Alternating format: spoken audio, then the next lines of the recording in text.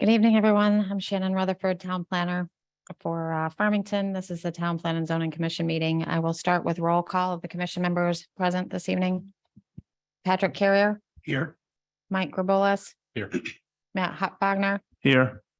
Inez St. James, Here. and Robert Canto. Here.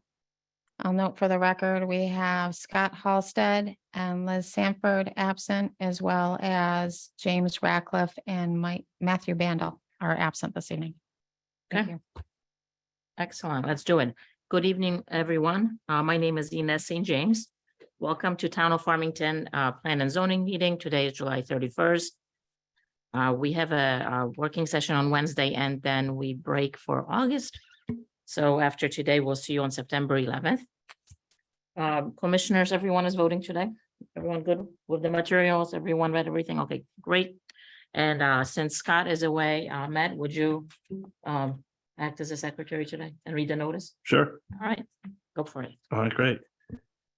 Notice is hereby given that the Town Plan and Zoning Commission will hold a hybrid, in-person and online public hearing on Monday, July 31st, 2023 at 7 p.m. in the Town Hall Council Chambers on the following applications. Carlos de la Garza Flip Circus application for special permit to set up a circus tent in the parking lot of West Farms Mall at 500 South Road, BR Zone. Metro Realty Management Corp. Application for amendment to the Plan of Conservation and Development, the Medical Office Research Floating Zone Regulation. Metro Realty Management Corp. Application for change of zone from PR to MORF Zone 111 South Road. Executive Mountain Estates LLC application for special permit for construction of house in excess of 4,000 square feet, finished living area and 5,000 square feet of total area, and for clearing and grading within the Ridgeline Protection Zone for construction of this house at 62 Pinnacle Road, R40 zone. Interested parties are encouraged to participate in this hybrid public hearing. Participation in person is at 1 Monteith Drive, Town Hall, Town Council Chambers, or online participation is via the link to the meeting on the Town of Farmington's website. A copy of this proposal is online at the link listed here, or by calling the Planning Department at Farmington Town Hall at 860-675-2325. Dated at Farmington, Connecticut, this 13th day of July, 2023, Town Plan and Zoning Commission, and as St. James Chair. Excellent, thank you. All right, we have one new business item this evening and several public hearing items. For new business, we do not accept public input. For public hearing items, we absolutely do. All right, so let's go to the first item. It's an application from Jim O'Brien. It's a fence exception application, excuse me, for a property at 5 Old Gate Lane. And who do we have presenting? I believe Mr. O'Brien is on the phone. Okay, hello. Hi, this is Jim O'Brien from 5 Old Gate Lane. Can you hear me? We Yes, can. Yep, please go ahead. Great. So what I was looking for is I have wetlands behind my house. So I was looking to put a fence from my house to the back. I have a deck on the back, from the deck over to the property line, then up to the front yard and across, and then back into my front door. So I have a dog and I would like to have access to my 3 doors. I have a walkout basement. I have a first floor deck that walks down to the walkout basement, and then my front door. So I was looking to put a 5-foot tall chain link fence. I feel that a 4-foot, the dog might be able to jump over. And my front yard meets up to a backyard of my neighbor at 6. So I was looking for an exception to go to from 4 feet to 5 feet for my front yard. okay. And Shannon, do you want to pop this into GIS? Please.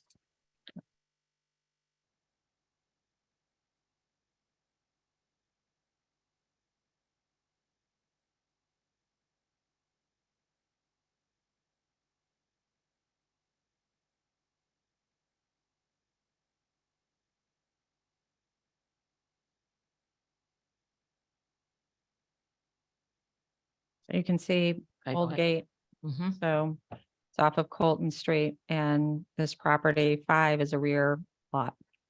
Correct. So number 7 Old Gate it's the backyard of 7 is the front yard of Mr. O'Brien's. But the fence regulation requires that fences in the front yard be no greater than 4 feet. Obviously, there's a rear lot in this case is a little unique. Okay, So- thank you. All right, commissioners, let's go through questions. Mike, question? No questions. Patrick? Is it a galvanized fence or is it like what are you using? What type of chain link? It would be a chain link. I think it's coated. I got a quote from Lowe's and they said it was a black covering on the metal fence. Okay, yeah, no, great. Thank you. No more questions. I was just curious on that. If it was galvanized, I would have asked if you talked to your neighbor about it, but okay, thank you. Thank you, Patrick.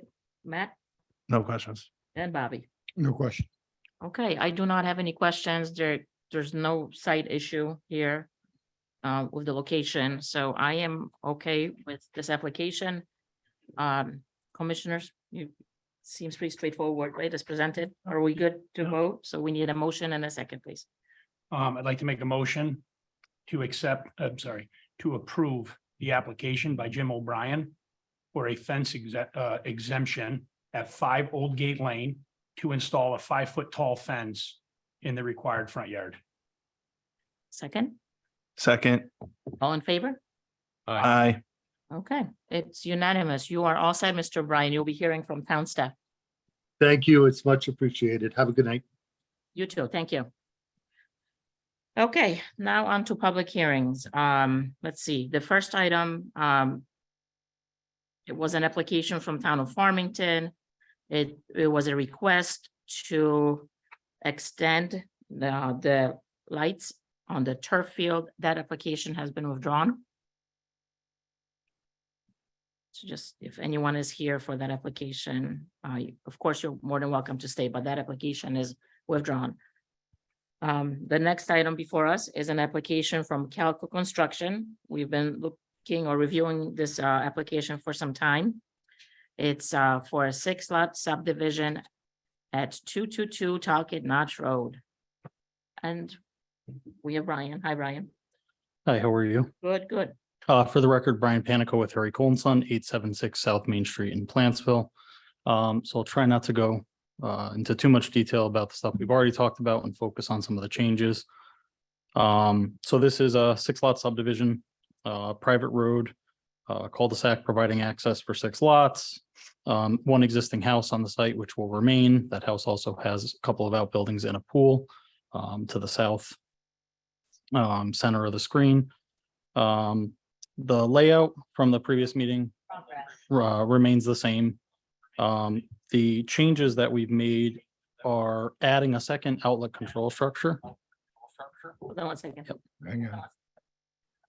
Maybe the volume on the top left, Yeah, we'll try and find it here. top left. of this.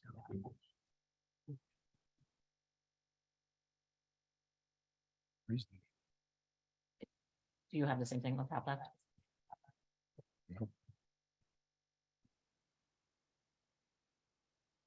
Right, we got rid of that.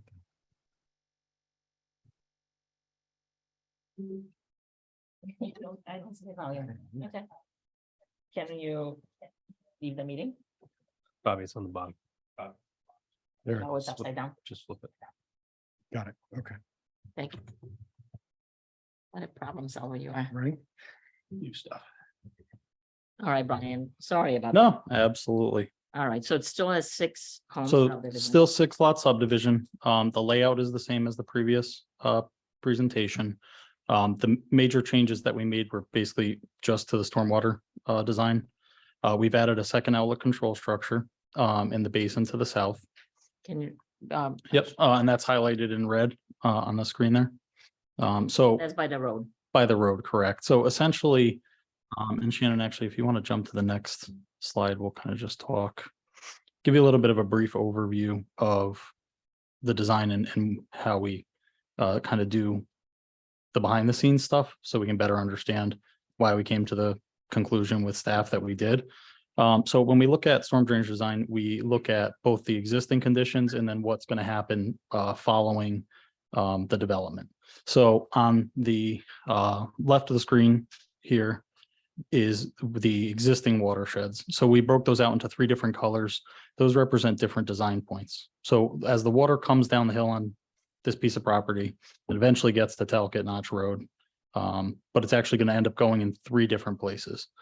So the yellow area there, that all flows into the storm drainage system that goes effectively north, which in this case is up the street where Shannon's got the pointer there.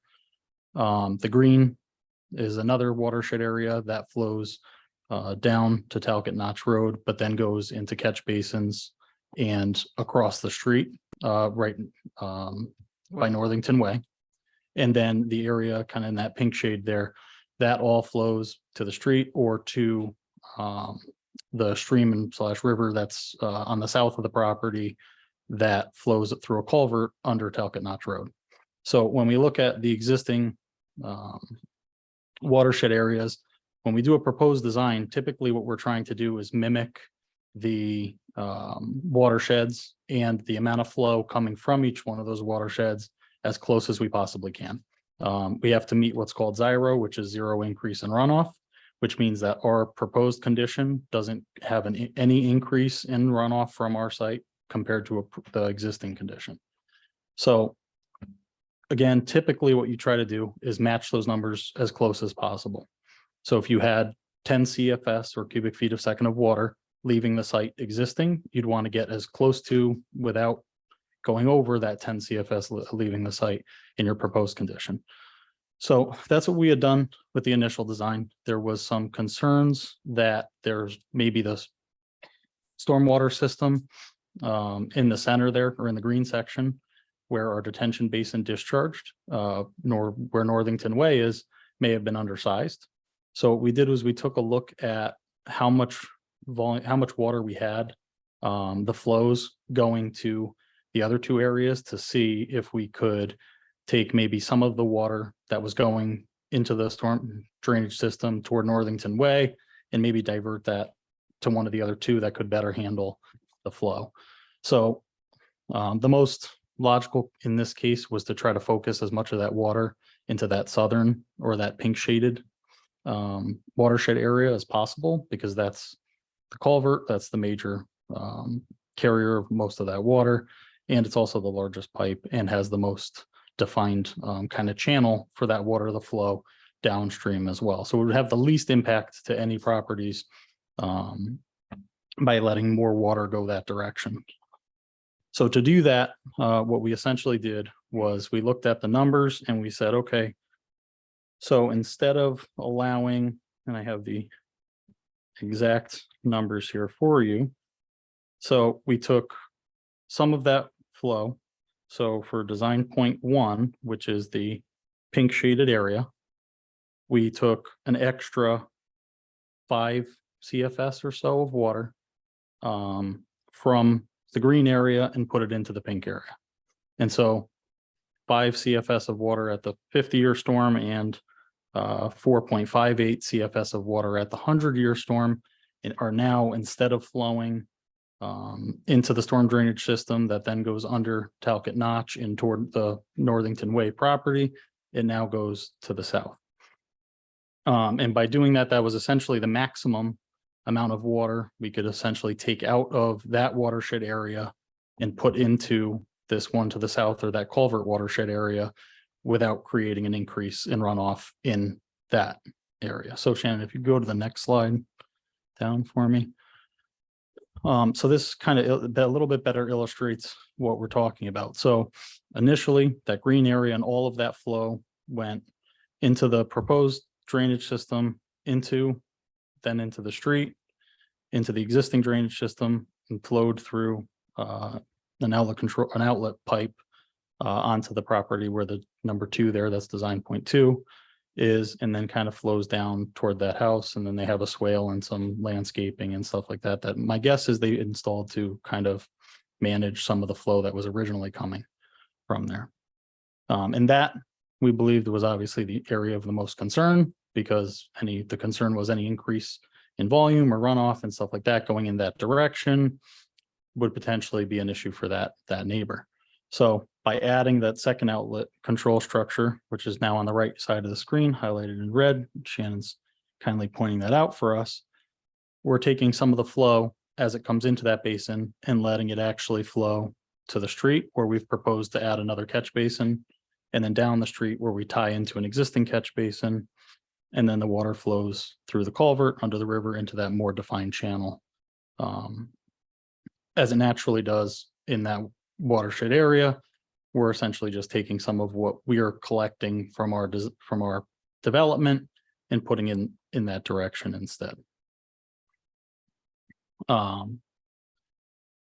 can kind of go in further detail about the outlet control structures and the pond and how that works. The only other major change to the plans was actually adding more formalized outlet control structures. Typically, we talk about an outlet control structure and we're talking about a big concrete catch basin top with holes in it and lets the water in slowly and or in the top as it channels out. The rain gardens that we had designed with just riser pipes.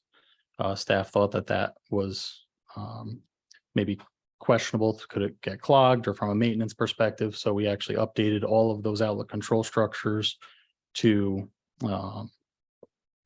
be more formalized structures. So they're not going to be quite as big as the concrete catch basins, but they are 24-inch PVC HDPE material.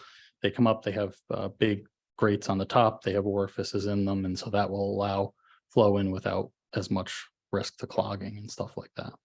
And so through all of these changes and kind of reanalyzing the storm drainage system,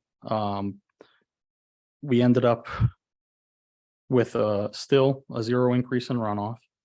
And from a total development standpoint, from a total flow perspective, the existing total flow, the 100-year storm for this entire site, so that's all of the colors, everything, all coming down the hill, going to where it goes, was a 95.69 CFS, and we brought that down to a 72.32 CFS. So we have a 23.37 CFS reduction looking at the site as a whole.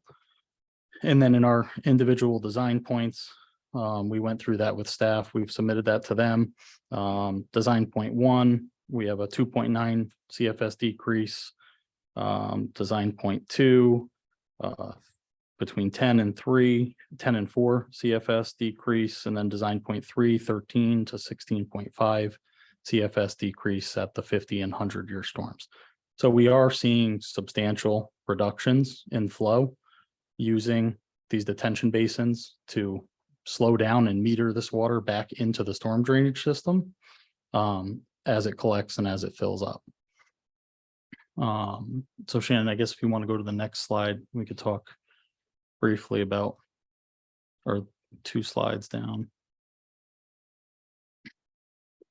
So this is that larger detention basin to the south. So there you can see kind of highlighted in that orange color, the outlet control structure. In this case, pointing upper left is going to under the north toward the Northington Way subdivision area. And then in the lower left, the kind of multi-stage catch basin outlet control structure to the catch basin in the road, down to the existing storm drainage system. And the 2 pictures next to that show and highlight the actual outlet control structures. So those are each individually designed and designed differently to allow for different amounts of water to flow out of them at different times. So the one to the north, where most of the water should go because that mimics the existing drainage system, we have smaller orifices in the bottom. And then during the 100-year storm event, it would actually go into the very top of that structure and let the water out and into the existing drainage system. The other structure has one small hole in the bottom to collect some of those low flows, because that's all the water we could allow it to go in that direction and still meet Xyro. And then another larger hole for the 10 to 50-year storm event to take on that a little bit of additional water, because again, that's the maximum amount of water we could put in that direction and still meet 0 increase in runoff. So in working with staff and going through all of this, different design options and different size orifices and different outlet control structures and different designs. We, I believe, are all on the same page that this is the best possible design. Again, typically you would want your numbers to be pre and post development as close to one another as possible.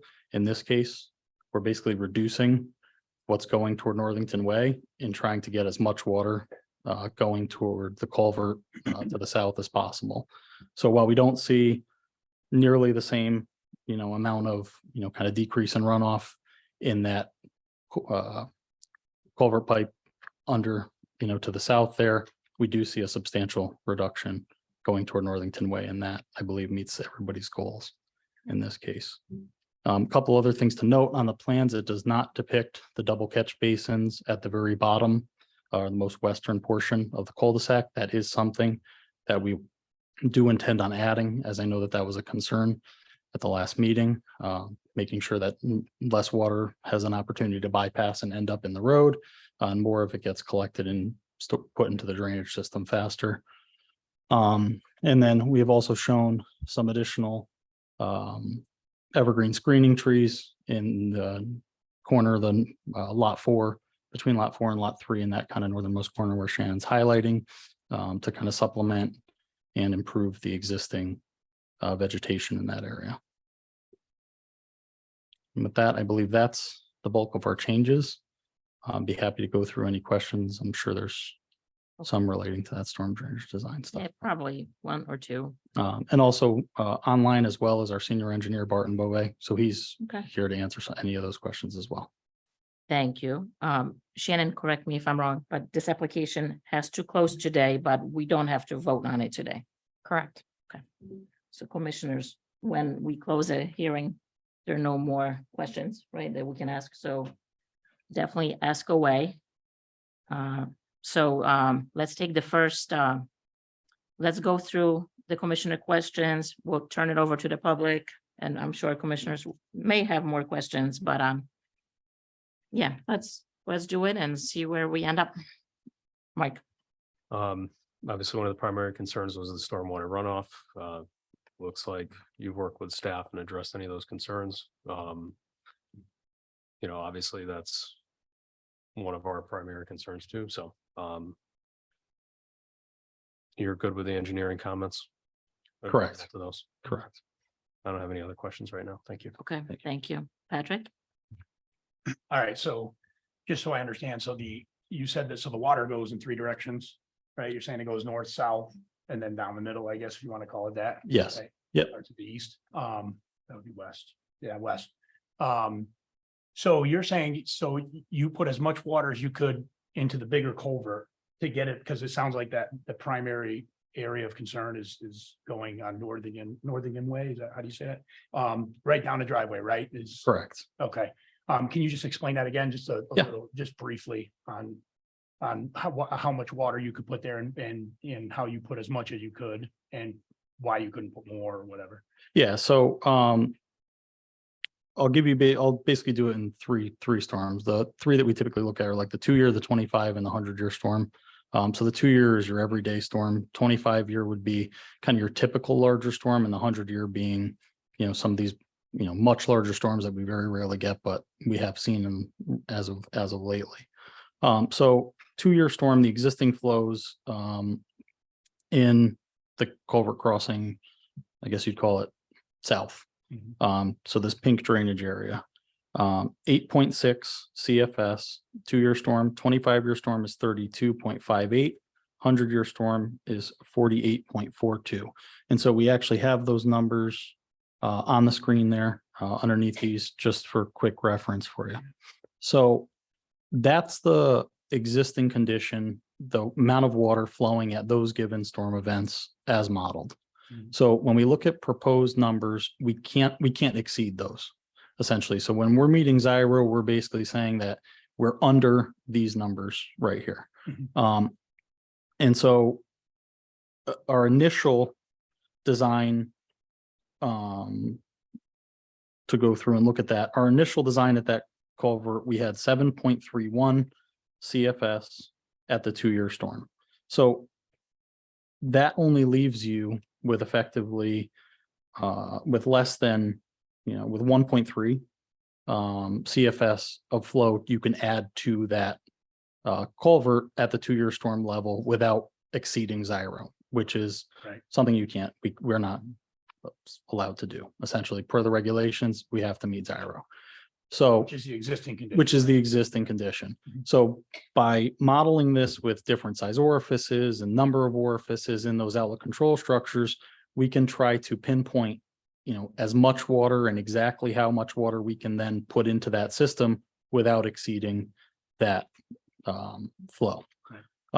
So with our redesign, we've now bumped that number up to 7.78. So we've added 0.5 CFS of flow at the 2-year storm to that design point and essentially are taking it away from the design point in Northington Way. 100-year storm, we're now at only a 2.9 CFS change. We were at a 4.6 CFS change. So we've almost added, twice as much of that difference back into this model by putting it in that direction instead. And by doing that, we're seeing and it's really primarily the 50-year storm that we saw the biggest change in design point 2, which would be the Northington Way, the middle section there.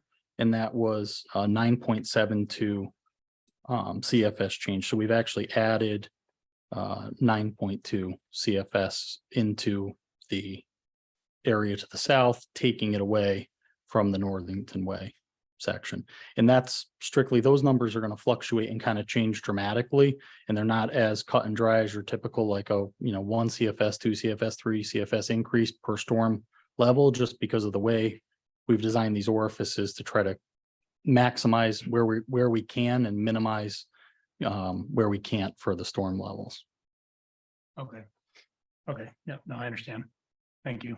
That's it? Yep. Okay. Matt? Right, thanks for walking through this, Yeah. very helpful. So if you don't mind, so in layman's terms, talk about the flow, talk about what CFS means in the flow, and is there a way to talk about that in terms of inches of rain or anything that sort of, people on the street would think about in terms of stormwater So runoff? when we're talking about the flow, the cubic feet per second of water coming down, it's hard to really give you an example on an exact storm level. Okay. What we can say is, I guess the best way to put it would be, looking at these numbers are what you would see in a 5-year storm at design point 2 would be 6.95 CFS. And now we have 6.82 during a 50-year storm. So what you would be seeing kind of in your nuisance everyday storms, the 5-year, 2 and 5-year storms, is what we now have metered that flow down to during a 25 and 50-year storm. So. Okay, that makes sense.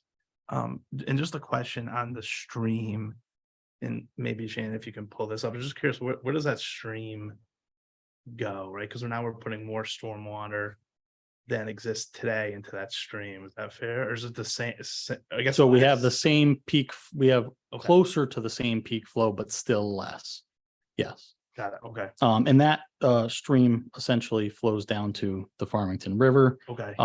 Difference being that it's in a less developed, it kind of is that channel was there and has probably pre-existed any of the developments that have kind of come up along the way since then. So essentially Northington Way, where that road got cut in, and then you had these houses built on either side, those kind of back up to that point, very similarly to how the existing house on this property kind of sits in the middle, and then the backyard, rear yard of that house kind of backs up to where the stream would have been. And then at some point it was dammed and a pond was created and whatnot. Got it. And no, it's just a natural stream, right? No one maintains it or anything like that. No, not to my knowledge. Okay. no. Okay, thank you. Thanks, Matt. And Bobby? I'm curious. So the catch basins that you have in the detention ponds with the the pipes coming out of them. Yep. Is it a typical like catch basin with a sump? Correct. So they do have sumps. It's essentially the same catch basin you would see in the street. The only difference is instead of having the top directly on the concrete collar that sits there, there's blocks that allow it to sit up higher so that once that water reaches a certain level, it can go over all four sides and it can get into that structure as quickly as possible, so it doesn't overtop the base. Do we have a maintenance plan on that? Yes, our plans have maintenance on that for cleaning. They're typically, it's a more or less a twice a year, go through when they clean and maintain the actual basins themselves. They would clean and maintain, Do that one. making sure there's no debris caught. The trash racks are there to protect those orifices from getting clogged, but the trash racks do have to be cleaned and maintained as well. Yep. Yeah, no further questions for me. You're good, okay. Thank you for the details. I was trying to go back to when this application started, so, you know, from just the high level overview, you clearly have enough land for the 6 lots. You are at an angle on a hill, so we are obviously very concerned about the water. We have neighbors that are very concerned about the water. So it's, I think it's great that you increased the catch basins, you know, by the street. I think that's super smart. I know these are all calculations and I'm not an engineer, but I, you know, just live whatever, however old I am, like we're getting significant storms, we're getting freaky storms. So some of this data is really troubling me because I don't think that's what's happening today with climate change. So I'm still concerned. So some of, there was some work that was done right on Northington or Talcott by the town. Like, how does this tie in? Are the pipes the right size? Like, are we really not impacting Talcott with this design? So, Mr. Panico, you can comment. I believe your firm went and resurveyed the updated pipe configuration for Talcott and Northington and correct? Correct. And I think that we had actually designed for more or less designed a version of that at one point as well, that same connection and everything that was done.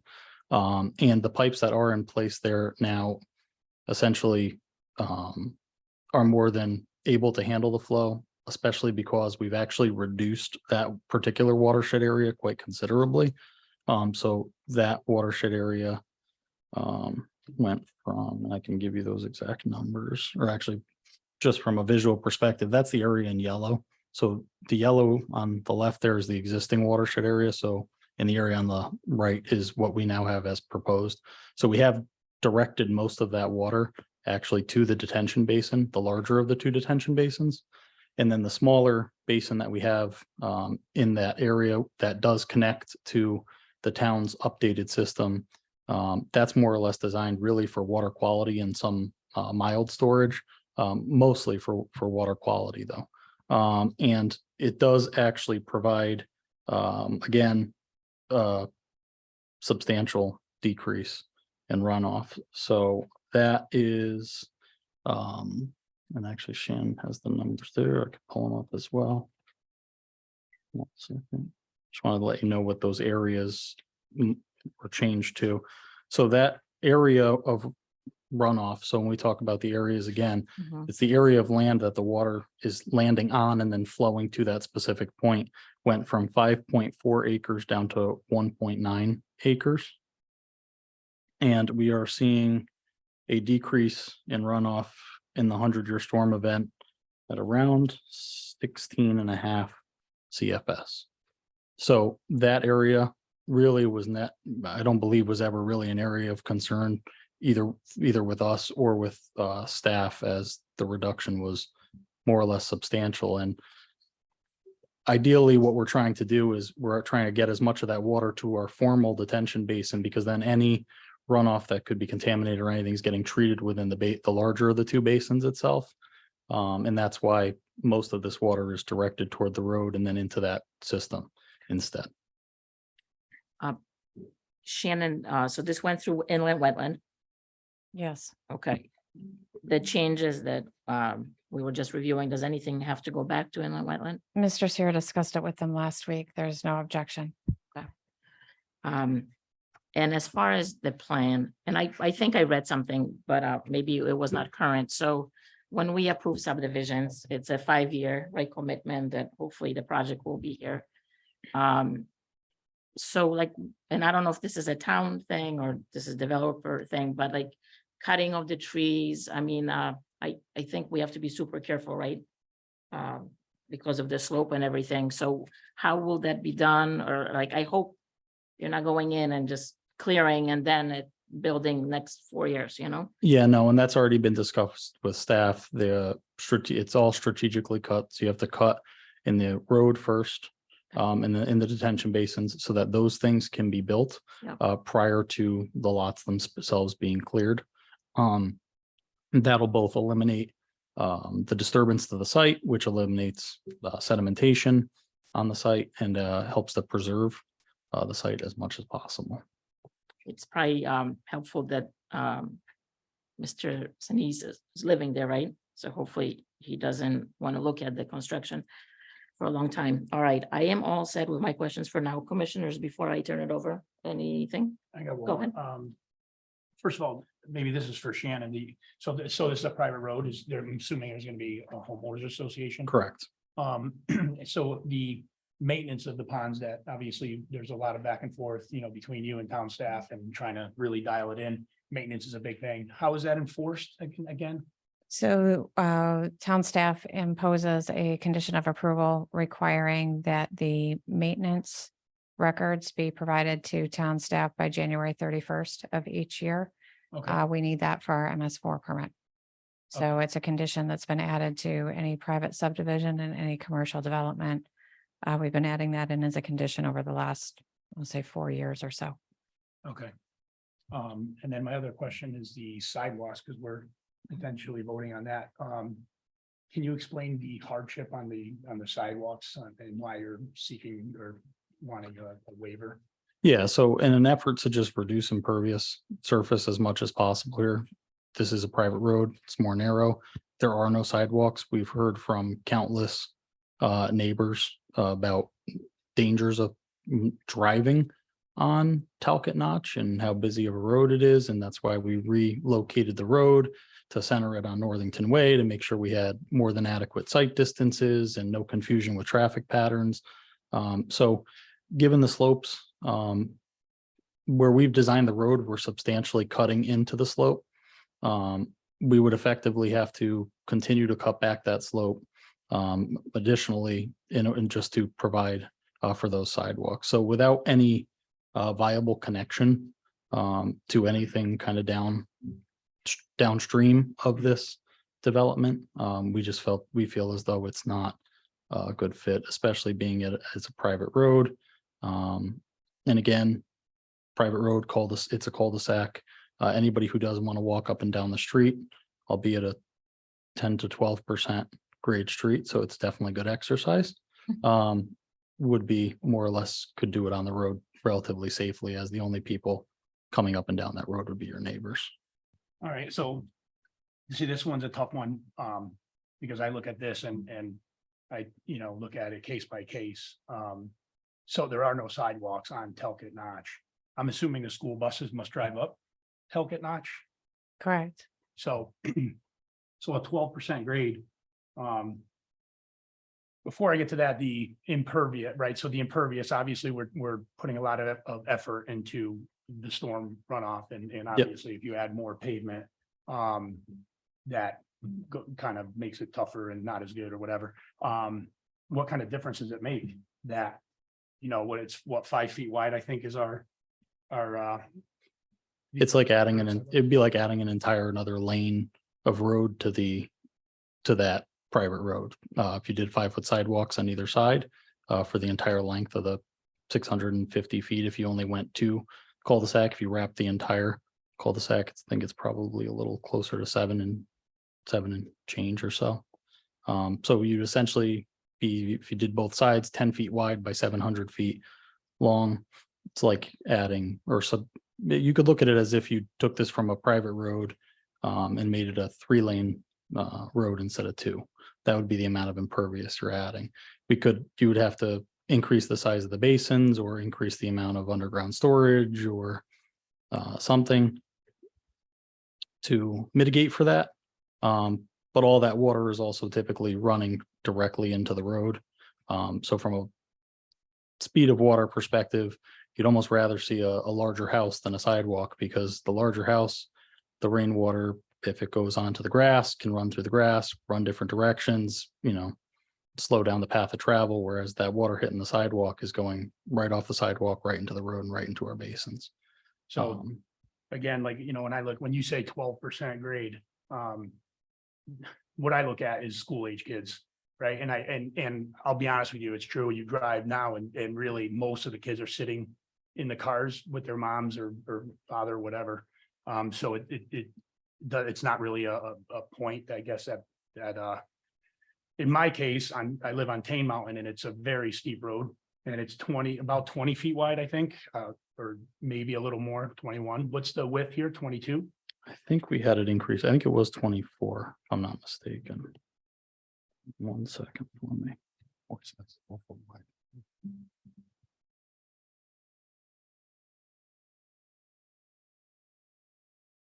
Because I believe with 6 lots or more, the road has to be 24 feet with a 50-foot right of way.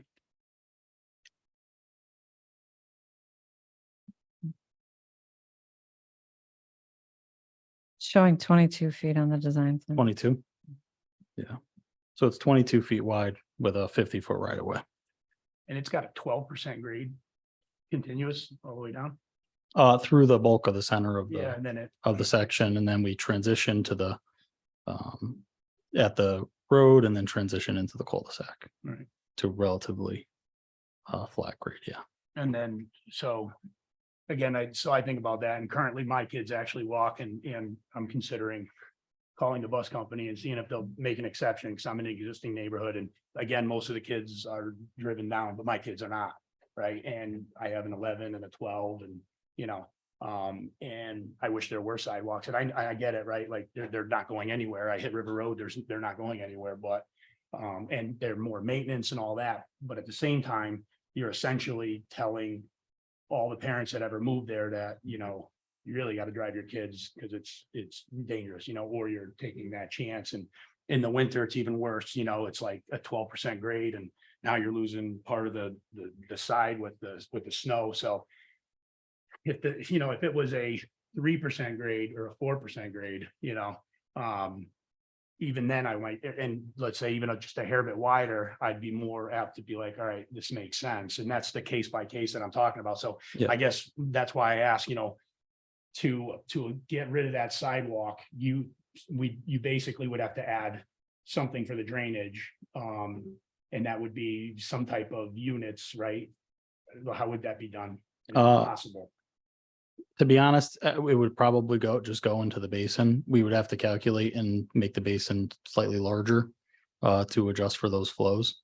The units that we currently have, the underground storage to try to help with the MS4 stuff, are at the very top, coming off of those first couple catch basins for storage and then overflowing back into the drainage system. So in this case, it would be at the very bottom, and you'd be collecting it up until the last set of catch basins. We would flow into the detention basin, and then everything after that would essentially flow to the street, and we would have to recalculate those flows and just verify that we're still meeting Zyra, which I can very comfortably say we would not have an issue meeting Zyra as we've reduced the flows so much. But again, that was the intent, and the design was to reduce the runoff from this site to the neighboring properties as much as possible. And then making the basins larger. And I know you're dealing with the orifice portion of it, and you're trying Yeah. to reduce the water. So obviously, if you're working with a certain amount of water, by increasing it, you can only do so Correct. much, right? So, and I get that. So that water's going somewhere.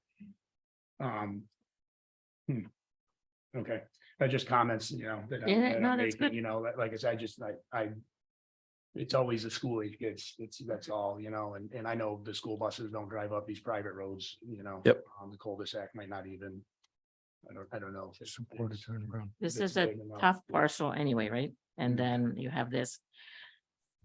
So good questions. You, Patrick, and other commissioners may have more questions after. Before I turn it over to the public, Shannon, do we have all the like responses, documentation, everything?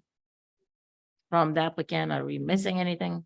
So there's the detailed response to the last set of engineering comments that was issued last week. Yep. And I believe Mr. Panico indicated that they're agreeable to addressing those Okay. Correct. comments. Yep.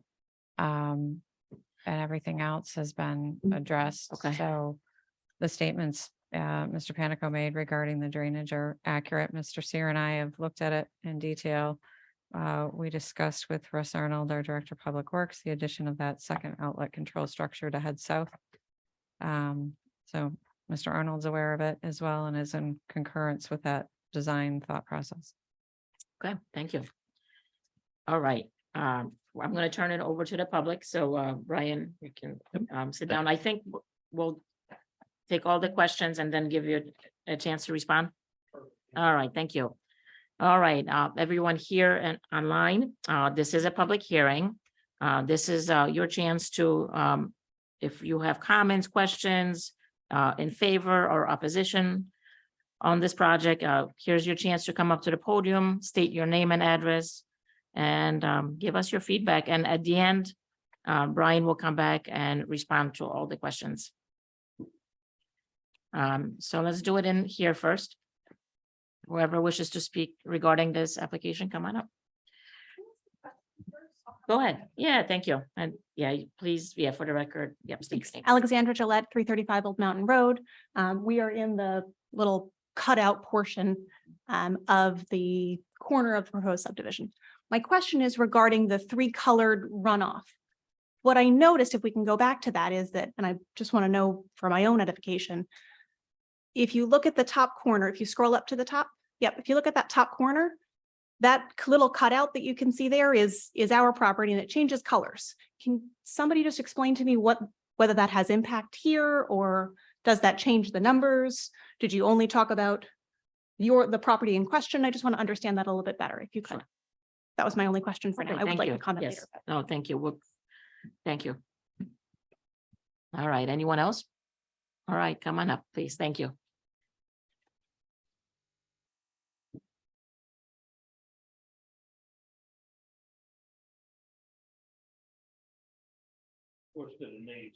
Oh, no. Okay, yeah, take your time.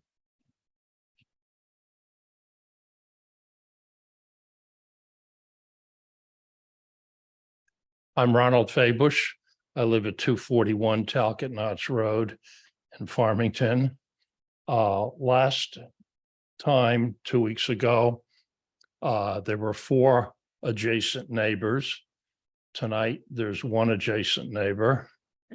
So I guess you've worn them out by having these continuous meetings. And there was some discussion on that 2 weeks ago about whether people are losing interest and will stop coming to these meetings. But I can speak for my concerns. When I graduated from college, engineering school, 56 years ago, they talked about 100-year storms.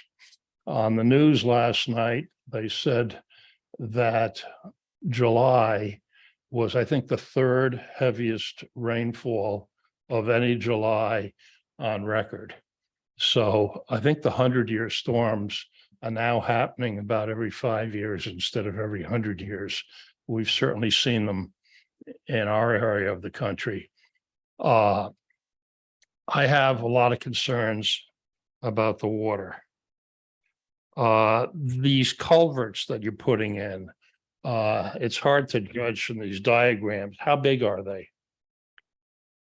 All right, keep Mr. going. Fabush, you need to address your comments. So and you're gonna questions note to the questions commissions, and- Mr. Panico will. Is it more practical to answer them that way? Because some of the questions are dependent upon the answers, but No. that's up to you. You just keep going, please. Okay.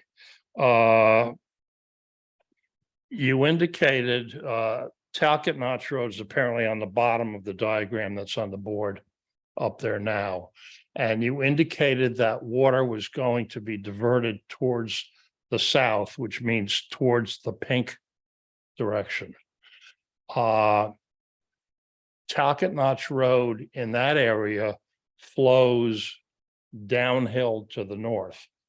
So any water that goes out into drainage in that area, you can dump it out in pink and green or yellow, but it's all going to go in the yellow direction. The modifications that were done by the town a year ago were done because I kept calling Russ Arnold for more than 10 years because my garage got flooded 14 inches deep a bunch of years ago.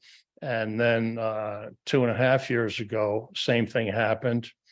And I lost a car that was worth $180,000.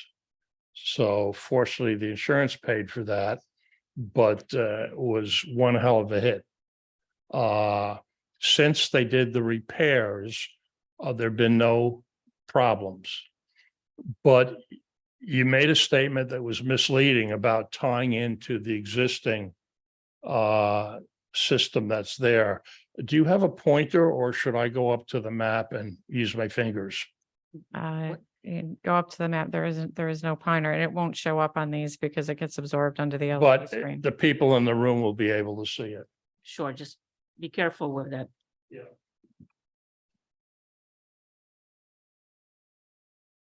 You had the diagram up before. I'll speak louder because I'm Mike. You had the diagram up before. That was an aerial view. Can you It's- bring that one up? Would you like this one or would you like No. our GIS system? This will suffice if you. I can go to this. Oh, Which one? That's really the one I want. Okay, so here's Northington Way, and I guess your driveway is gonna come out right near that. This is a 20, you said your driveway is gonna be 23 feet wide. I'm curious as to how wide Copper Beach Lane is. Can you look that up and answer that for us? But the reason I'm asking is we were talking about the school kids. I live in this house, so I can see the mothers lining up here with their cars in the mornings and in the evenings, discharging their kids. And this road is wide enough to make a U-turn and in terms of traffic volume, I believe there's 6 houses on Copper Beach Lane, so it's comparable to what you're gonna put in terms. We don't know the age of the people that are gonna buy the houses, but it's a fair guess to say the number of mothers dropping off the number of kids will be comparable to what's gonna happen with the new street. If it's 23 feet wide, I think it's narrower. I'm gonna guess Copper Beach is closer to 30 feet. No, sir. I scaled Copper Beach in 2 or 3 locations. It's approximately 24 feet. 24 feet, okay. But it's flat from here to about here. This is very hilly, the driveway that is in there now, I've driven in to see what's up in there. And it's a pretty steep, I think you were talking about 11 to 12% grade. It's pretty steep. It's going to be harder to make U-turns on that street. And I presume that will be a private road rather than Yes. a town road. Do you want to come back to the podium? Are you all set? I need to point to. Oh, okay. Things. But I'll continue to talk loud and get closer to the microphone. I presume it'll be a private road, so it'll be privately maintained. And it's up to the landscaper to plow it and salt it properly. But it's going to be difficult for the mothers to make their U-turns on that thing when there's ice on the road. So, and I can tell you that if they're going to come out into Talcott Notch Road to turn around, it would be nice for you to come and watch me try to get the mail out of my mailbox every day. Because the average speed on Talcott Notch Road is in excess of 50 miles an hour. So you're taking your life in your hands if you think you're gonna pull out into Talcott Notch to make a U-turn. Now, in terms of the drainage, there are culverts on both sides of the street, right opposite my garage. And then, the Zoom was good a minute ago. Show a little bit more. Okay, right here at this property line, there's a river that flows down whenever it rains. There's a drainage hole, whatever you call it, right there. It keeps moving. That's her. 240, right there is the drainage. There's a river that flows here and it doesn't go into the drain because it comes down with so much force that it goes out about 10 feet into the road and goes into the drain across the street. Because the flow of the water is so great. You're gonna have a tremendous flow of water down that driveway. Right now, it's not paved very well. But when you pave it with new material, it will absorb less and more water is gonna go flying out of that street. And it's gonna head right down Northington Way. And I don't know what you're doing to make sure that the water that flows down that very long driveway is not gonna go into Northington. I would respect to what the town did. Don't move the picture right now. The water used to collect on several catch basins here. And then all collected into one drain here. And that went through a small pipe underneath my lawn, out towards here and then up that way. That was way undersized and the flooding was caused by this drain not being able to handle the water. It overflowed and it was like a river coming down my front lawn. And though I have drainage in my driveway and in my lawn, big catch basins, they could not handle the overflow from the street when that happened. So what they did is they went from the last catch basin, there's a big drain from here all the way down the hill on Copper Beach. They enlarged it up to here, came around the corner to here, put in a new catch basin here, new catch basin there, and I think another one up here someplace. And they tied in the other catch basins were here, tie into that. But there was nothing that was done. Let's see, my driveway is here. Nothing was done this direction from my driveway. If you could move this picture up just a little bit or zoom it a little. Okay, that's good. We're talking about your driveway is here. If you have water coming out anywhere in this area, there's nothing between here and here in terms of catch basins that the town did anything to widen. And when they sized that pipe, I believe they put in an 18-inch pipe, but I'm not sure. You can check those records. But that was sized for the project that they were doing. It was not sized for a new development that was going to send new water into that. So if you have water, you had those pink and yellow and green things up here before. If you have water going to the north, you can dump it out to the south. You can dump it out any way you want, but this road flows that way. So all of that water, wherever you put it, is going to end up wanting to go this way. And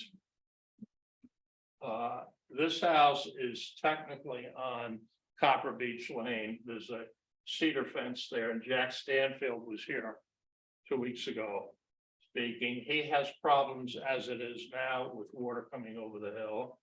The people from Northington Way were here and they have problems. And this guy, Brian Coda, was here and he's concerned with any water that's going to go in that direction. I don't know that it's going to be a real problem. He also had privacy issues, but that's a separate matter. I'll go back there.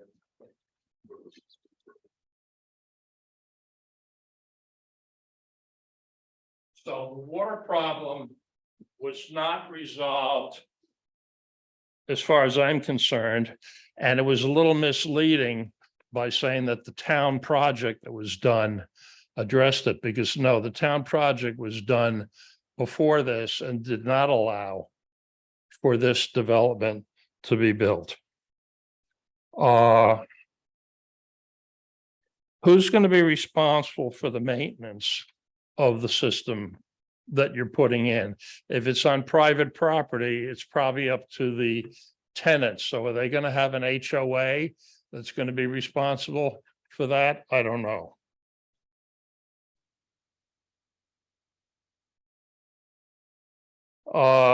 There's some land further south on Talcott Notch Road where several years ago, probably 10 years now, they came in and they cleared off all the trees, and with the modern equipment, it was done by noontime, several acres, before anybody knew what happened.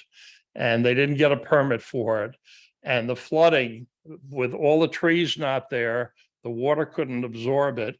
The water ended up going over under Talcott Notch Road across, and it affected people down on Waterville Road.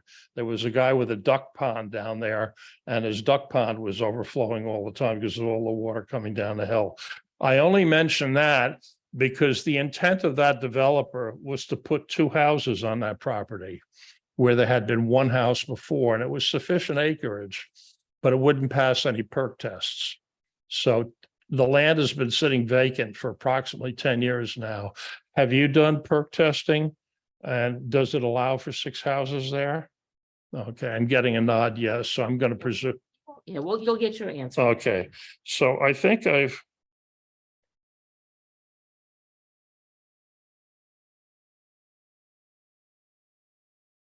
covered everything that I had on my list. Thank you. So I hope you've noted them, and we'll see how the answers come through. Thank you for your time. Thank you.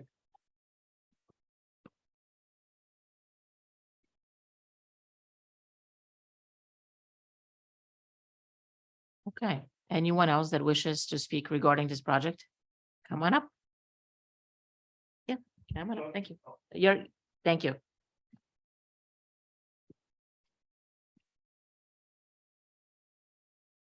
Good evening, I'm Stephen Gillette. I'm at 335 Old Mountain. I suppose I have a sort of a broad comment, which is I appreciate that there's a reduction in the amount of runoff that is predicted down from this property. Obviously, we don't know if that's the case. Nobody can look into the future, et cetera. I think the comments that have been made both by the commissioners and also by Mr. Fabish are well taken, that 100-year storms may be a metric that no longer means what it did previously. In the period of time since we all gathered here last, which was right around 2 weeks ago,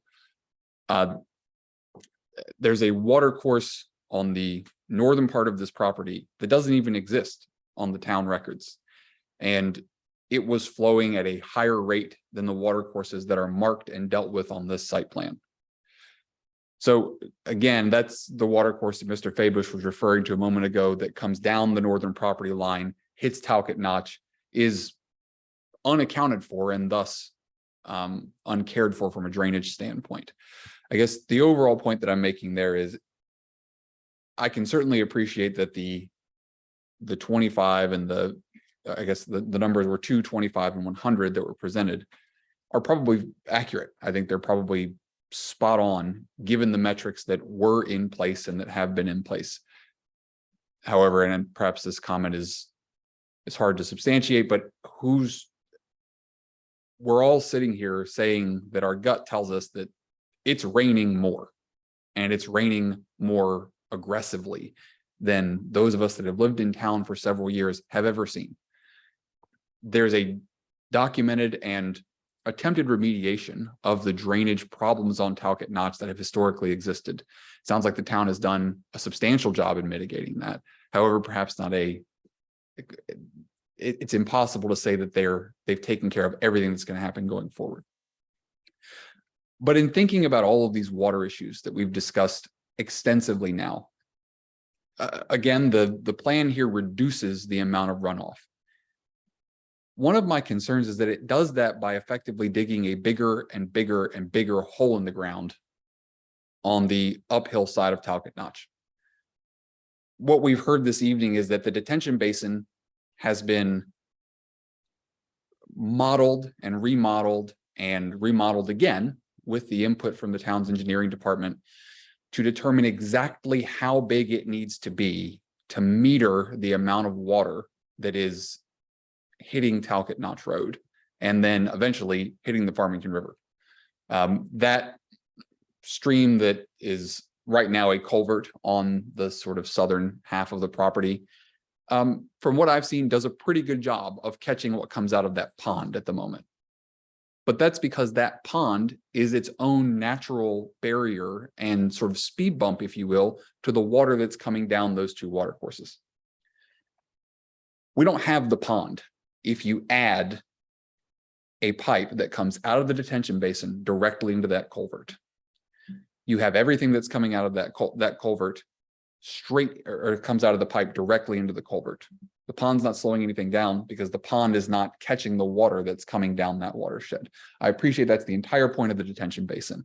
But again, my concern there is we just continue to enhance the size of this detention basin. I mean, looking at it, there's detention basin now on the entire road frontage of this planned development. It's not a small engineering endeavor. It will not be from what I can tell, a small endeavor to maintain it. And I think, again, Mr. Fabish raises an interesting point that this will be a privately maintained detention basin. It will not be something that is taken care of by the town, because as we know, there is an HOA that's planned to be in place. I don't know what the lifespan is for these detention basins, but I would imagine that very reasonably every 15 to 20 years, it will need some sort of maintenance. That equipment, I imagine, will need to park on Talcott Notch or somehow work its way into the interior of proposed lot, I believe that's 6, in order to maintain or otherwise deal with upgrades to this detention basin, which again is the entire road frontage. So we're going to, what it appears to me as admittedly a layman, looking at these plans and what is proposed to be put into this property, extreme lengths to control water that is coming down this hill. And I certainly appreciate that there is a percentage reduction right now in the amount of water that is being discharged by this property. But I think that's largely because, again, there's effectively massive pits that are being dug in order to catch the water and then slowly meter it out. I'm sure that you could probably dig bigger and bigger pits, and your percentage of runoff would continue to get wider as to how much you're catching versus how much there is there now. But at some point, when is enough with regards to these detention basins? My other concern, and if you wouldn't mind going to the color-coded items, which I think are incredibly helpful. If you have a pipe in the proposed layout that is coming out of that detention basin and going into the culvert that right now catches everything in purple, shouldn't half of what's in green on the proposed be in purple? Because half of the runoff that's coming from the green area is being diverted into the pipe that catches what comes out of the purple area. It seems to me that this is a bit of a, it's a bit misleading to think that everything that is in green from a rainwater and sort of a catch standpoint is actually dumping into the green road frontage, because it's not. With that proposed pipe that's coming out of the detention basin, half of what's in green, if all of what is in green is being caught by that detention basin, and there are 2 outlets to that detention basin, one of which dumps into the culvert that's already there, the green slice ought to be half the color that it is, half the size that it is, and the purple should be double that size, if I'm reading these representations correctly. The other, and sort of my final point here, is we're seeking an exemption for the sidewalks. I have school-aged children. We're on, it's not a private road, it's a shared driveway on the Old Mountain Road side of things. And we walk our kids up to the bus every day, and we walk them back from the bus every day, because we don't have any intention of the bus coming into our driveway. But it is hairy with that bus stopped there with nowhere to stand on Old Mountain, which is a dramatically less trafficked road than Talcott Notch. If we're looking for an exception to the sidewalk rule here, I think it's reasonable to think about the dangers posed by school-aged people being close to Talcott Notch Road. For half an hour period at both ends of the day. And it seems to me to sort of tie that concern back into the runoff. The reason that we're looking for an exception to the sidewalk rule is because increasing the impermeable surface by what's been stated previously, a third, would require, again, reworking of these detention basins, reworking of the runoff estimates, because now you have more hardscaping that is going to generate more water and point it directly downhill. So my concerns here are that we might be a bit penny wise and pound foolish if we're taking the sidewalks out, because that helps us to get to the runoff goals that we're trying to hit. But now we don't have sidewalks when, and again, Mr. Fabish put this well, we don't know who's going to buy these houses. But 5,000 square foot, 4 to 5 bedroom homes, I would say are probably not often bought by bachelors or those who are living on their own without families.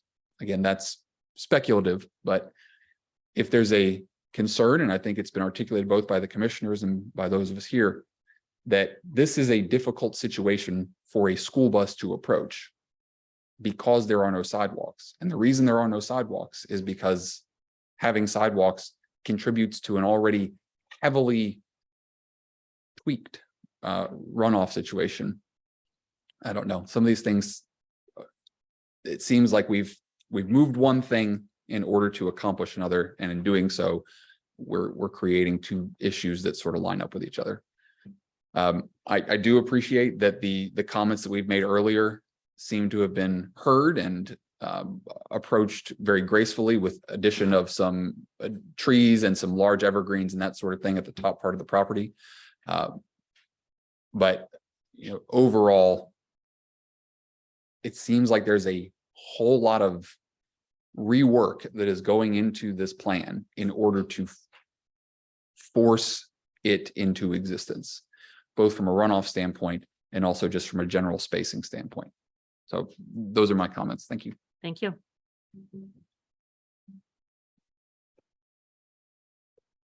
All right. Anyone else in the room that wishes to speak regarding this project? Make comments? You want to come back? All right, sure. Yep, no problem. Thank you again, Commission. Again, Alex Gillette, 335 Old Mountain Road. You've just heard from my husband and his detailed explanation of stuff that seemed beyond my scope of understanding. My concern here is the same concern that I've had from the beginning. First and foremost, I want to be clear. I don't object to Mr. Sinise turning his property into more houses. I'm happy to have neighbors, in fact. However, Lot 4 seems to me to be contrary to the intent of the R80 zone. It is squishing a house up against the property line still. They have moved it a couple of times, but it's still, if you look at, we could go back to the map that shows the green full picture. There we go. We're squishing a house into the top corner of a space where right now there's really gorgeous woods. And I'm trying to separate what I wish to be woods and the understanding that it is his right to put a house there if he wants to put a house there. But the intent of the R80 zone is to give each property 2 acres. So by doing that, it's to put it in sort of an open space with lots of space around it. The house put as it is within the upland review area. It's on a very big hill going down into that water, and the vast majority of the property in Lot 4 is effectively wetlands between 2 water courses. In order to put that house there, in order to create Lot 4, you basically have to squeeze a house into the corner of the property. Maybe you could consider moving it down farther and asking for, I'm not sure what the terminology would be to ask, but to have less frontage instead of the 50 feet so that it's a little bit farther into the middle. Maybe you could restructure to remove the shed on Lot 5 that exists. It just, as I said, I'm trying to manage the difference between the two and understanding that that the woods are the woods. However, in order to make this 6 and not 5, or the structure that it is right now, Lot 4 comes up against that line, and the offer of some evergreen trees, while I appreciate, are still not what's there right now. That's going to impact our yard and our views, and I'm concerned about where the septic tank goes in that house because of the way that that slopes down. It's going to either be effectively on my property line and then it's sloping into my yard, or it's going to be going directly down into that water. I don't know where else it could go. So that's what I'm here for. That's what I've always been here for. I appreciate the efforts that they've gone to make improvements to address the water issues. I think the water issues are substantial, although perhaps not insurmountable. But lot 4 continues to be a lot that, from my perspective, doesn't meet the overall intent of this neighborhood. So thank you for your time. Thank you.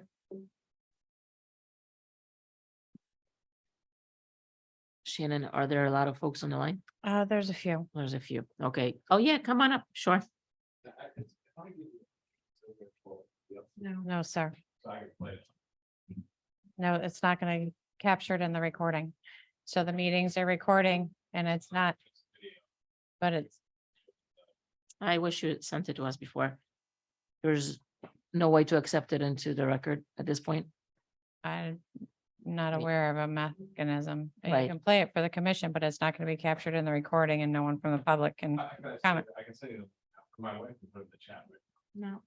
Well, it's, but the applicant has, so the applicant also has the right to be able to see it and comment on I it. can play it for him at the So- same time. I can play, we can all stand together. Sorry, I didn't know that you had to do that. I'm But sorry. it's part of public, so All go ahead and we'll see how this Yes, goes. Sure. Hi, first off, my name is Peter Coyne. I live at 2 Northington Way, which is the driveway that has been discussed. Thank you for volunteering. Again, we really appreciate your service. I wanted to start, maybe if is there a way to can I Is go there- up here? Or Yeah, you can. Yes. Is the link, is it available online or you'd have? to is there a email way it you to could me? let my wife put it in the chat? Yeah, we can try. Let me, There's, Carrie, if you can hear me, can you put it in the chat? She should be able. yeah, because there's no Wi-Fi there. So, I mean,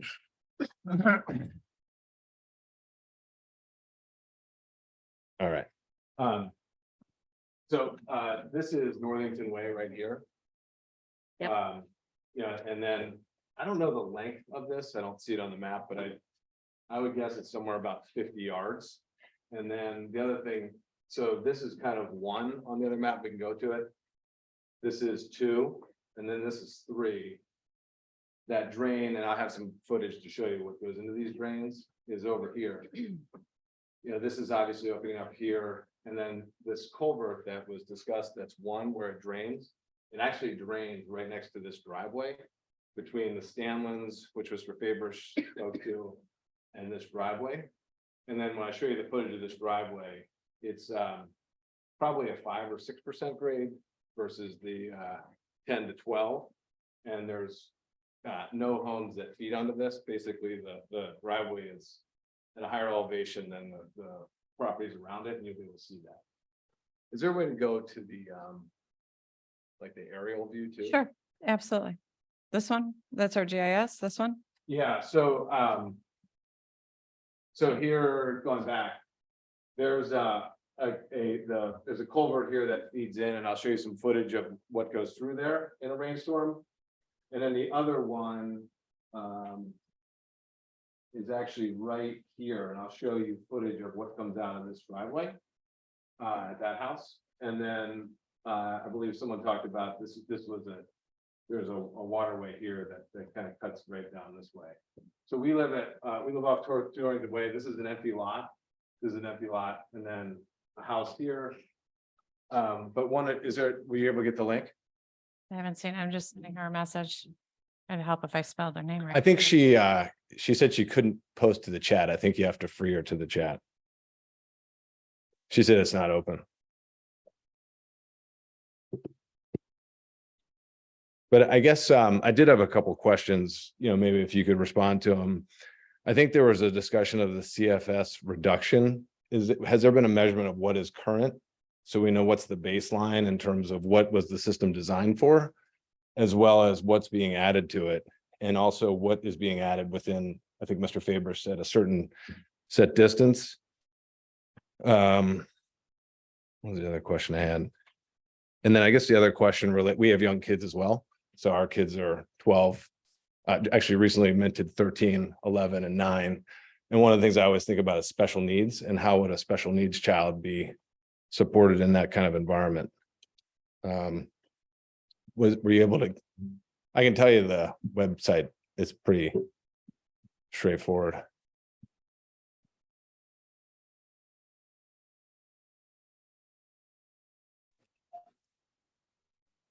Can you hear me? This is Carrie. I was just unmuted. This is Pete's wife. Yep. I have the link. I'm happy to share it. I just am not able to post anything into the chat. Oh, I think I might just have enabled it. Here we go. Okay. Yeah, I think when I promoted you to panelist, it gave you rights. Okay. So it's a few Okay, minutes. I'll read- Where, To sorry, be clear, this is stormwater related, Mr. Coyne. it is stormwater related. Okay. You mean in terms of rainwater? As far as the. Oh, yes, content yeah, of it's this not babies. Video, the link that I am going to Yes. click on in a live. Can meeting. I check, can I go? You may come behind me and check the link that your wife posted, but yes, I don't want anything other than stormwater related information. Show me. It's right here. Yeah, so it's gonna be to a YouTube page and I'll show you which one to click on.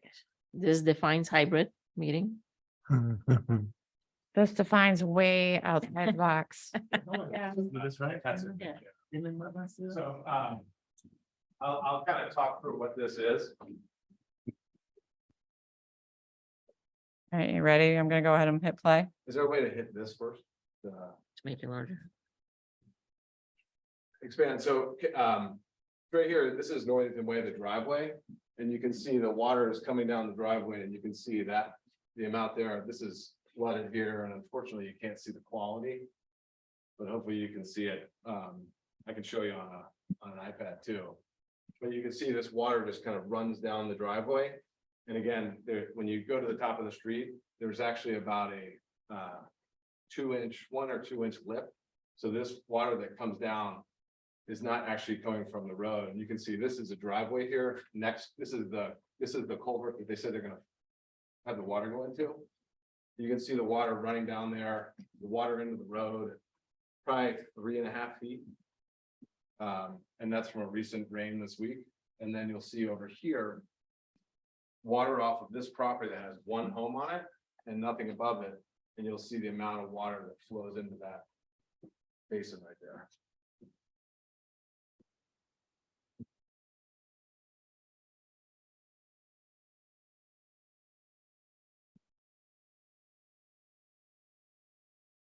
And that was at 204. The address it showed was at 204 Talcott Notch. Notch. So that's downstream. So that's where Mr. Favors was saying it's south and it flows north. This is the culvert. Is there a way to go pause or just go back to that real quick? That one actually has better quality. I'll go over there. Sorry. Actually, is there a way to go to the beginning? Just 'cause we'll get better. We're, I think everybody's getting the point. Do you know what date was this Saturday's rain event? This was Saturday. No, one of these was earlier, probably day last week and then one was Saturday. This is Saturday. Is there a way to just go to the beginning to see the driveway? We saw the driveway, Mr. Point. Does anyone, commissioners, are you satisfied with the driveway video at the beginning? Anybody had any questions? We, We're good continuing from this point? yes. So this is, if you can pause right here, this is right next to this is the Stanley's over here. And this is.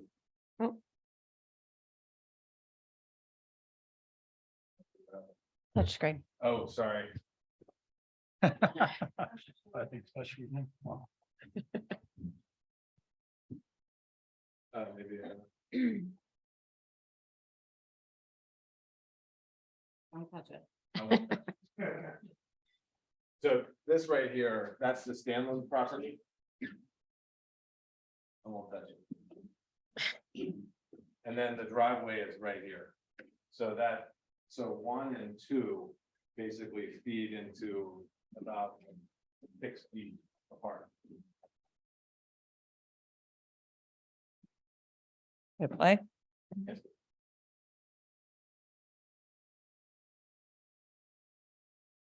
And the storm on Saturday, I think everyone was here, probably wasn't that long. And you can see that kind of runs down and into the property. And then back to the road, you can see there's a little dip here. If you pause for a second. Ju- The water Hang on, doesn't run Mr. down. Cro- Just for clarification, design, can we show that as which design point it is? Just so everybody understands where we're discussing. I believe it's design point 2, I just believe wanna so, make sure because I'm- this is Northington Drive, oriented in the right place. correct? This is at Northington Drive, Well, Mr. Coyne. So the catch basin that he's talking about, that's one, is right here. The driveway. So is it's right two there. forty. So this is one. So this is this property is then two This is- forty. This is actually Copper Beach is right here. The Scanlon property, if you go back. So it's beyond design point 1. So design point 1 is over here, he said, but this is where the catch basin. So this is, where is one, So design point 1 is here at the upper north corner. That's design point 1, correct, Mr. Panico? So design point 1 is the upper north corner. There's a drain catch basin, and then it ties into the catch basin, the closed drainage system that goes north. And I believe Mr. Coda's property street address is 240 Talcott Notch. And actually, Shannon, I apologize. So the north is design point 3. The center of the site, where I believe we were talking about where Northington Way is, where we were showing that the video of it coming out of the small pipe that then flows down next to Northington Way, between Northington Way and that neighboring property that has a swale built to collect that water and some excessive landscaping to then do that is design point 2. Design point 1 is the culvert to the very, very south of the property. So again, we were showing I had a it reversed. driveway kind of coming down, saying that this is at design point 1. I was just confused because design point 1's at the very south. There are no driveways from this property to that culvert. so this is where the driveway, the first. Okay, driveway. on the other side of the culvert. From this property.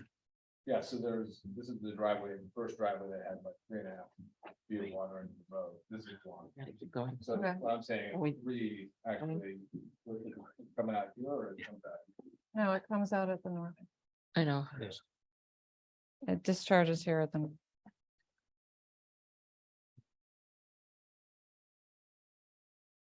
How long is the video, Shannon? It's 5 minutes. What, Are we almost, Or a minute and a half in, is, so. is there anything else? you- other than I'm Miss, gonna show you one more drive, just the existing driveway that goes into that property. And you can see. Uh, Do you know what, existing driveway, so Mr. Sinisa's property? is it on this video? It is, if you can play it. Or is it the next? And it's a standard gutter flow. It's, There's this little lip, so all that water that flows down is not coming. So this is that road in the back, this is where the other water is, you can click, right there. Right here. click to the right where? Okay, click it. No. Hmm. So what do you, because it's, You want to fast so forward? you want to fast forward Fine. to where? That's, we can s- with the-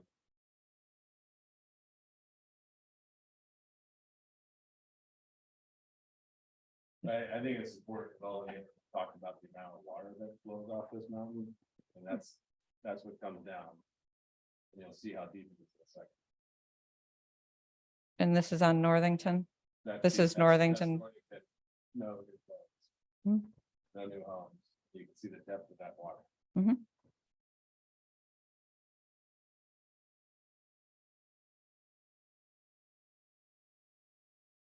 And you said Mr. Sinisa's driveways, and this is all still just Northington. You go back, just, you can click right there, just click, go back a little, like, if you click there.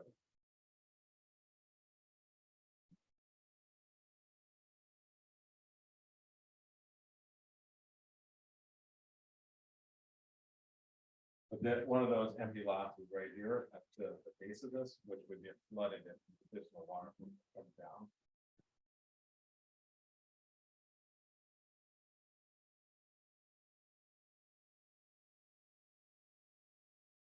can see the slope of that driveway is not 10 to 12.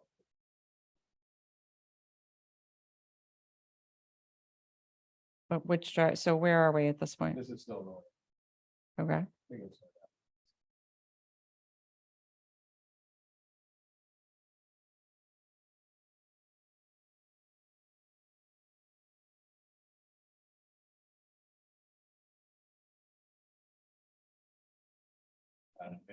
I'm not seeing anything that looks like Mr. Sinise's driveway. It's all, Yeah. this I mean, is all it's showing Northington. It's not a 10 to 12% grade.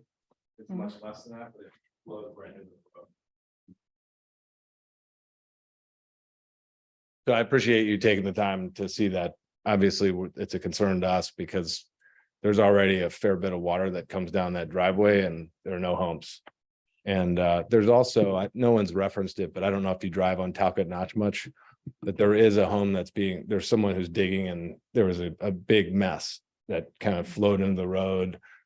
I want to say it would be south and kind of upstream a little bit, but it's a big. Town staff is aware of it. We've been working with the developer. Okay. Those are my questions and, you know, I appreciate it. And I guess the last comment I would just make is the length of that driveway, you're replacing a lot of vegetation and, you know, it's basically an impervious surface and you can see the pace that stuff flows down. So, thank you. Thank you.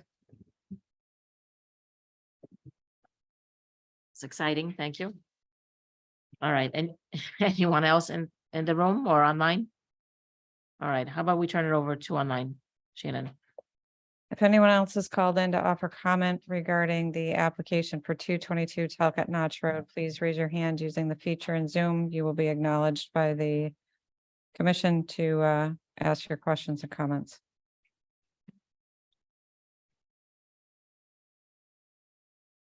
Again, if anyone else is called in to offer comment to the commission regarding 222 Talcott Notch Road, please raise your hand using the feature in Zoom. Madam Chair, there are no hands raised.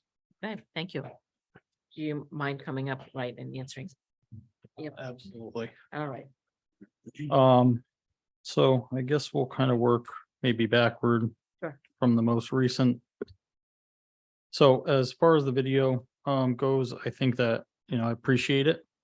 Now, you know, everybody gets a chance to see how much water there actually is coming off that hill and see the kind of challenge that we're facing. I think it's also really important to note that that's all existing. And so again, you know, with working with staff, knowing all of these questions and concerns, that's why we have these large basins. But I also do want to clarify, I think it's a little deceiving with the Northington Way roadway. We're seeing a ton of water on either side of that roadway, but it looks as though that road was designed. I think, as Mr. Coyne said, the road sits up high and then it kind of slopes off. The intent of that design is a low impact design for storm drainage runoff. So the intent is for all the water to flow off of the road into those swales and down those swales to wherever that water was designed to flow to. So that is a perfect representation of exactly what's happening within our actual storm drainage system. The only difference is instead of a swale, the water collects in the catch basins and then runs through pipes underground. So that's exactly what's happening in all these roads. You just don't see it because it's all going through pipes. The intent of our design was in fact to collect all of that rainwater, put it in these basins. And this kind of touches on a couple of the questions and concerns. So the basins, we make those as large as we need to for two reasons. One, so that as we reach these storm event levels, town of Farmington has a requirement that the actual elevation from the 100-year storm event to the outlet high level overflow weir that we design maintains a foot of freeboard, which means that there is some room in there for storms larger than the 100-year storm to actually go into that basin before it overtops. The next important thing to note is when we design these high level overflows in these weirs, we design them in locations that when they do overtop, they're not overtopping, you know, they're overtopping into the best location possible. So in this case, the smaller basin to the north overtops and would flow then toward into the catch basin structures. Now, obviously, if you're at a storm event so large that the water has nowhere to go, it's getting stuck, it's in this pond, it's then overtopping this pond. Because of the sizing that's required for the roads, and Shannon, I don't, correct me if I'm wrong, it's 25 years or 15 years in Farmington? I believe the design storm for the roadways is 25. Any Yeah, 10 or Larger 25. culverts, at 50. 50. 50, So 100. The roadway is only designed to handle the 25-year storm. After the 25-year storm, it's known and understood that the catch basins and the structures in the road may not be able to handle the design flow. The water will back up into the road. What we're essentially doing is saying, same with the culverts. The culverts are designed for the 50, some 100-year storm, depending on the age in which they were designed.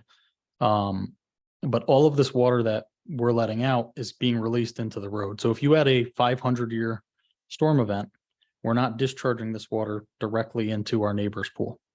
We're discharging it into the road where there's a crown, where there's some space for that water to go before it becomes more of a nuisance, essentially.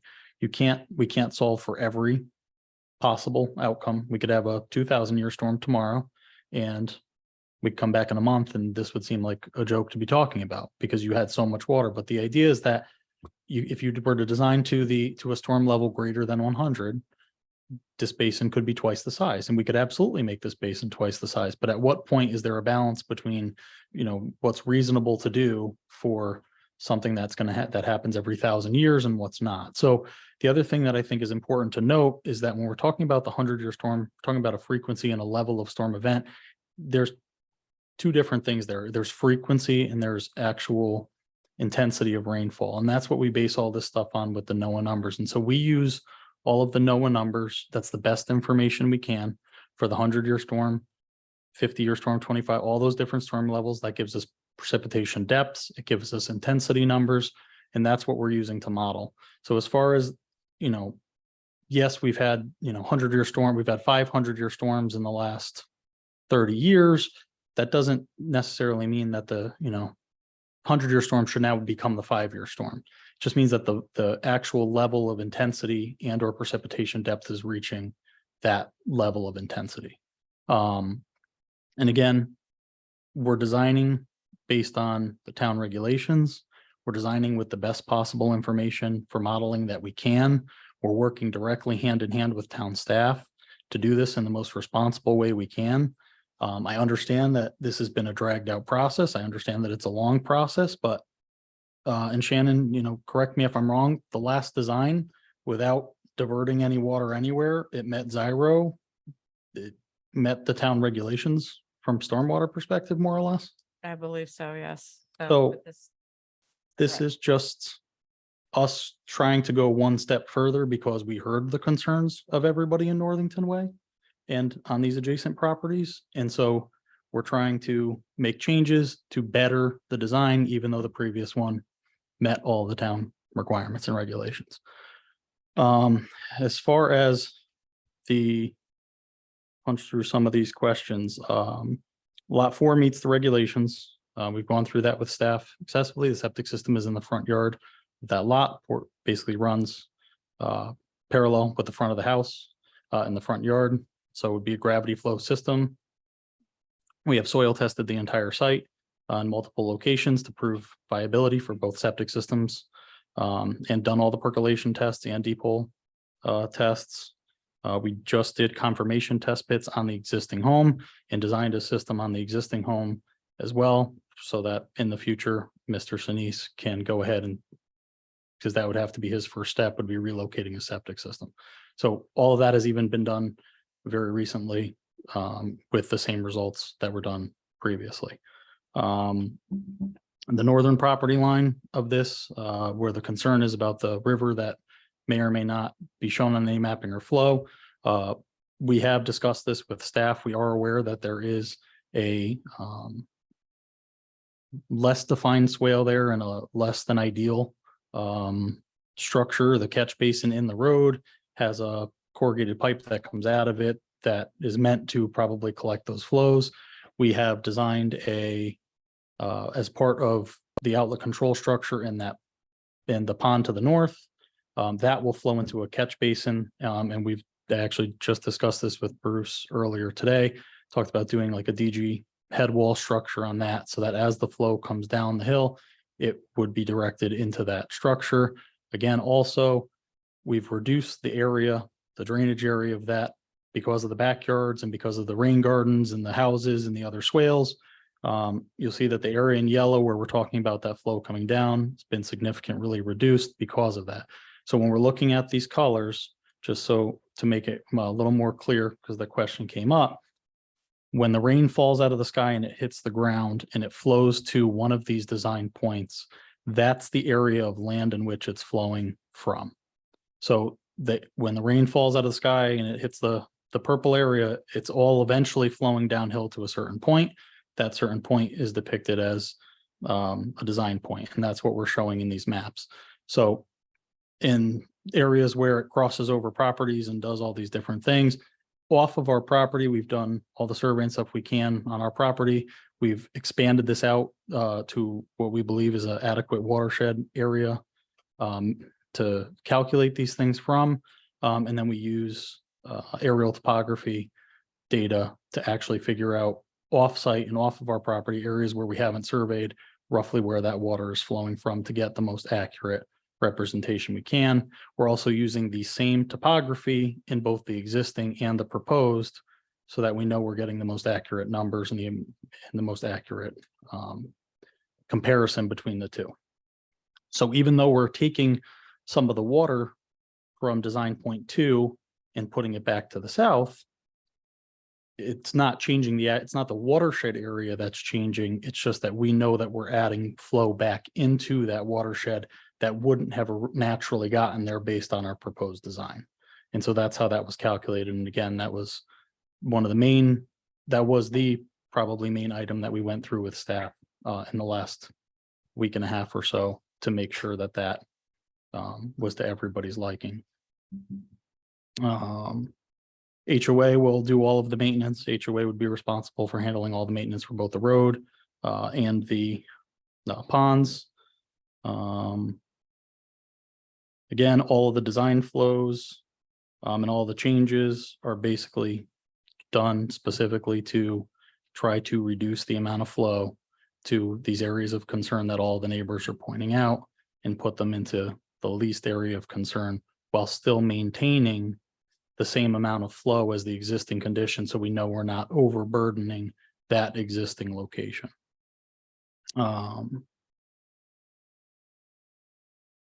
There is a high point in the road. So it's been discussed about everything flowing north. There is a high point in the road. It is essentially where Mr. Sinise's current driveway is. So anything to the north of Mr. Sinise's driveway will flow to the north, and everything to the south of his driveway flows to the south. Essentially where the culvert to the south is essentially a bowl. So everything will flow down in that direction. And then after you get past his driveway, it flows the other direction. Those couple of catch basins that are there that flow to the Northington Way side will collect some of that water. And again, our intent with adding a second set of catch basins at the very end of this system and maybe shifting them closer to the gutter is to collect as much of that water as possible that's coming off of this driveway before it can go potentially across the street. And again, to note, likely with all of those videos and all these other driveways, this is a formal drive with a curb, catch basins, gutters. So that water is being directed to these catch basins, whereas these driveways that don't have any catch basins. So that's why you're seeing a 600-foot long driveway with a ton of flow coming out, because there's no catch basins collecting that water and bringing it anywhere else. That I believe sums up the majority of those questions. The commission has any other questions, or if I missed anything, commission wants me to touch on. Mike, questions? No questions. Thank you. All right, Patrick? Yeah, I got a few comments. First of all, thank you for pointing out I noticed in the video that there were no catch basins, and I'm glad you pointed it out because that's important, right? So a lot of that video and the depth of that water was actually showing something that's working, right? So essentially, it's a gully on the side of the road and there are no catch basins. And R8, so this is an R80 zone, right? Correct. And these lots meet that? Yes, And- most of them exceed that, yeah. What is the point of an R80 zone? Is it because, like, why is it designed that way? Is it because of the complexity of the land? Is that fair to say? Right? So it gives you more flexibility in certain areas. I think that I think can fall into a couple of different categories. I don't know, Shannon, if you know specifically what Farmington's feeling on R80 is. I know sometimes it can be the challenge of the land itself. Sometimes it's existing. It's a zone that was created because existing houses in the area were originally further apart, more rural. I think you're touching on a lot of those. So some of this, I believe, is also in our sewer avoidance district. I'd have to pull up that map, but I think it's in this corner. So again, so there's no sanitary sewer, so there's larger lots. You have to have their septic system. It is up on the hill. Many of these areas have ridge line. So I think it's a variety of those reasons. Yeah. Certainly with the R80, not only is, so the R80, it's a minimum 80,000 square feet. Yeah. R40 is a minimum 40,000 square feet for our lots, right? And so R20 is a minimum 20,000 square feet. So certainly with the R80, all the lots had to hit the minimum 80,000 square feet. There's larger setback requirements as well that have to be adhered to, obviously. So there's, I believe, 50-foot front yard setbacks here. Your R20, R30 are like 25 and 30-foot setbacks. So inherently with a larger lot, there's larger setbacks so that there isn't development or houses and buildings right up adjacent to the property line.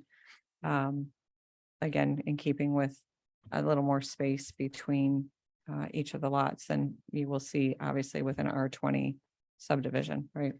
So you've got R20 is a quarter the size of the R80 lots. Right.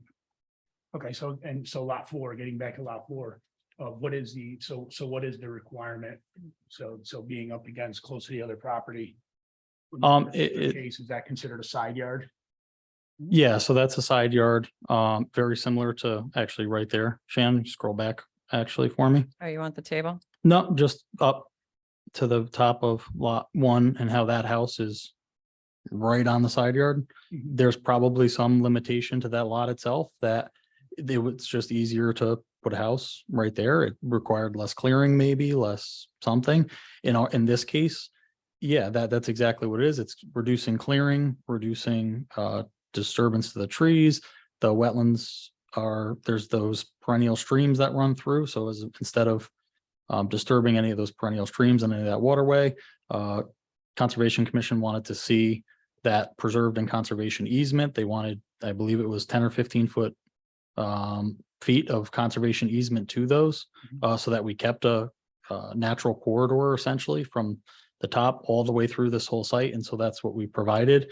And that's why that lot kind of gets a little bit squeezed. And then yes, with the frontage requirements and the front yard setback, that pushes the house back off of the cul-de-sac to effectively where we have it now.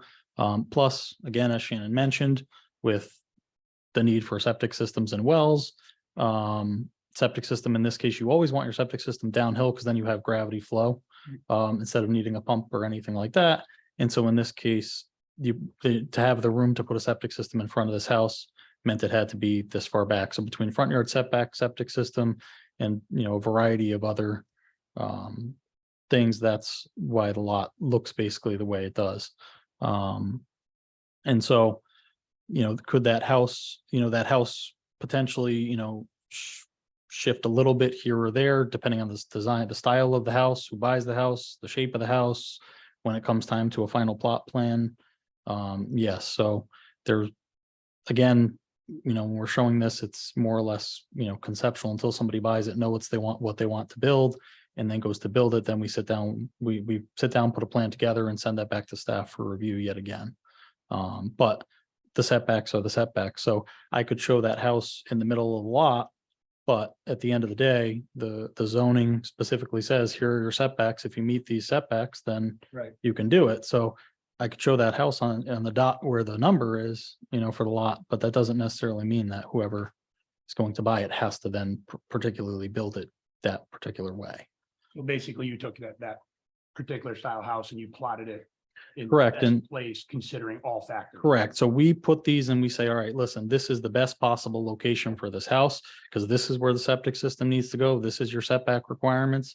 This is your distance to your, to the wetlands requirements.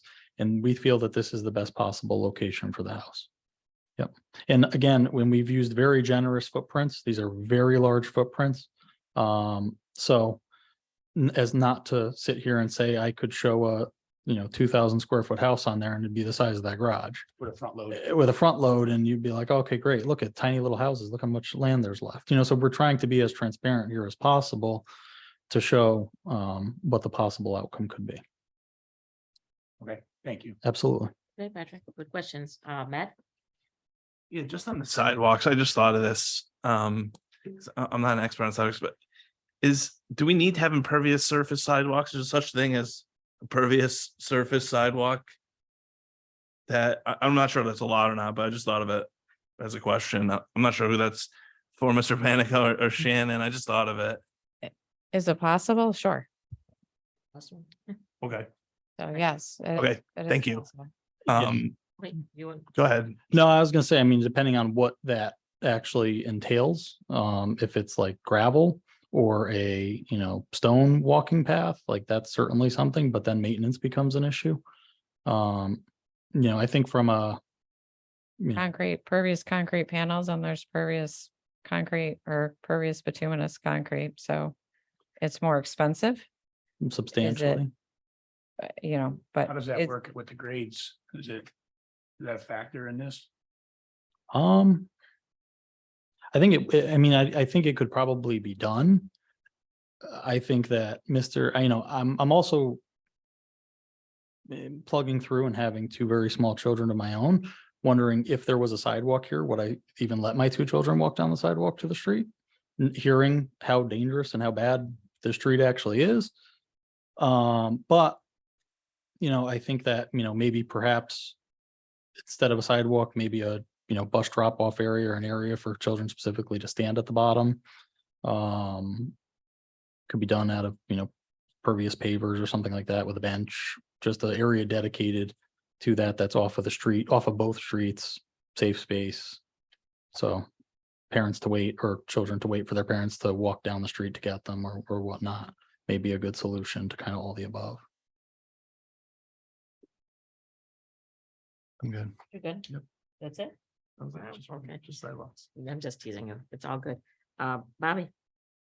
No, I like the idea of the bus. I mean, I grew up on a small street. I grew up on a street with 6 houses. I grew up on Judson Lane before it was Westwoods. And you kind of know your neighbors and you kind of know that there's kids coming out at that hour and stuff. I do like the idea of the bus stop area. As far as the sidewalks, I'm tending to understand why you don't put them in, because now you're getting more impervious land to create more water flow down the 12-degree grade. So that's a little bit of a problem. But other than that, I'm still weighing out on that. But I have nothing else as far as the rest. You did a good job with it and fine. Okay. I'm just struggling with this section of town, the parcel of land, what do we know about rainfall? I get the public rights, right? A public citizen owns this land and is looking to do what you've presented. I do not have any new questions, though. So we have to do something with this hearing, or well, we have to close it today, right? Do we vote on it today? Do we need more time to review everything? How do we feel? You ready to vote? Yeah. Yeah, I will. You, With some discussion. are we comfortable voting today or just? Yeah, no, for the record, I've reviewed all the past. I feel comfortable making an informed decision vote. All right. Go ahead. One more Yeah, question. go ahead. So, obviously you're in touch with the developer. What do you, like, if he were sitting here today, do you know what his answer would be? Let's say, I mean, is that a deal breaker, an impervious sidewalk? First of all, how good does it work? Does it, I don't even know what the numbers reflect, right? So if we're gonna put this sidewalk in, and in reality, we're just, it's gonna catch one CFS, is that what you called it?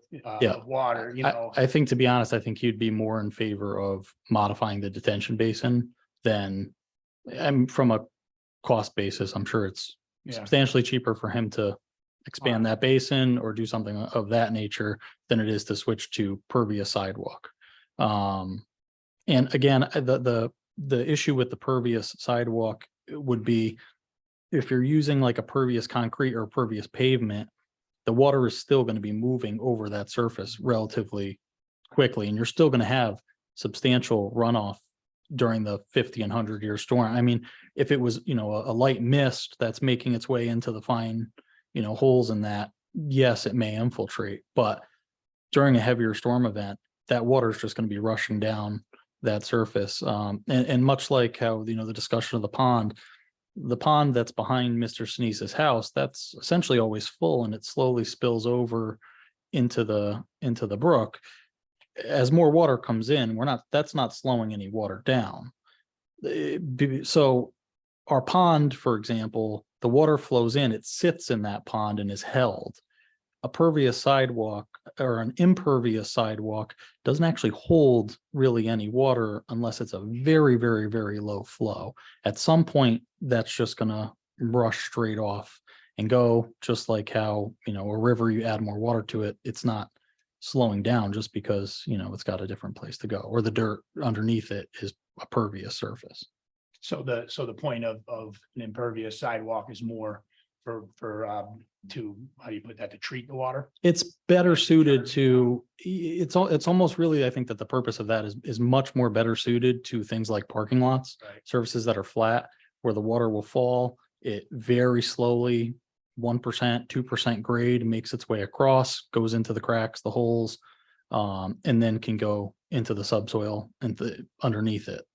At the grades we're talking, maybe some of that water would make its way in at the very top of the cul-de-sac or the very bottom, where we have these two flattened out sections, but the velocity of the water coming down the 12% grade, I don't believe would work as effectively as. And then modifying want the to.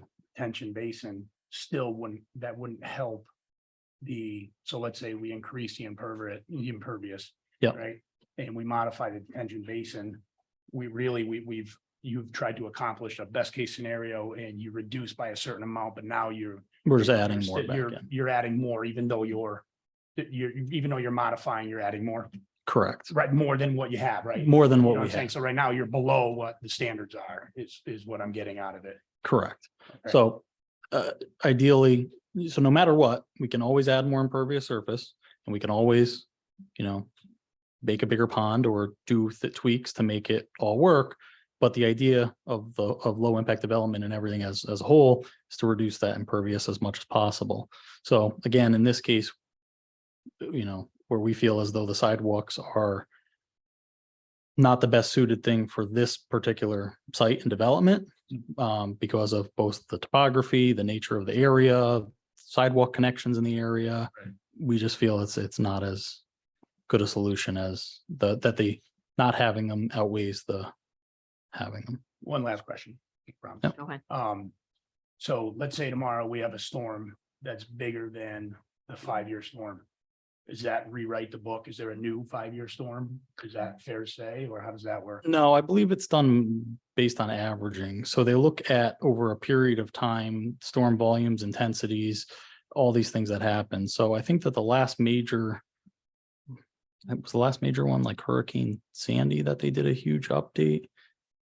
Do you even know? I don't even I'm know. not sure. I know it's updated. There's algorithms that Yeah. NOAA is using and updates the stormwater data that we're using regularly. I do not know what the interval is. Right. So, but those are the updates that and it aligns with our DOT and the state stormwater drainage design guidelines is to use the NOAA data rather than what had historically been used was TR 55.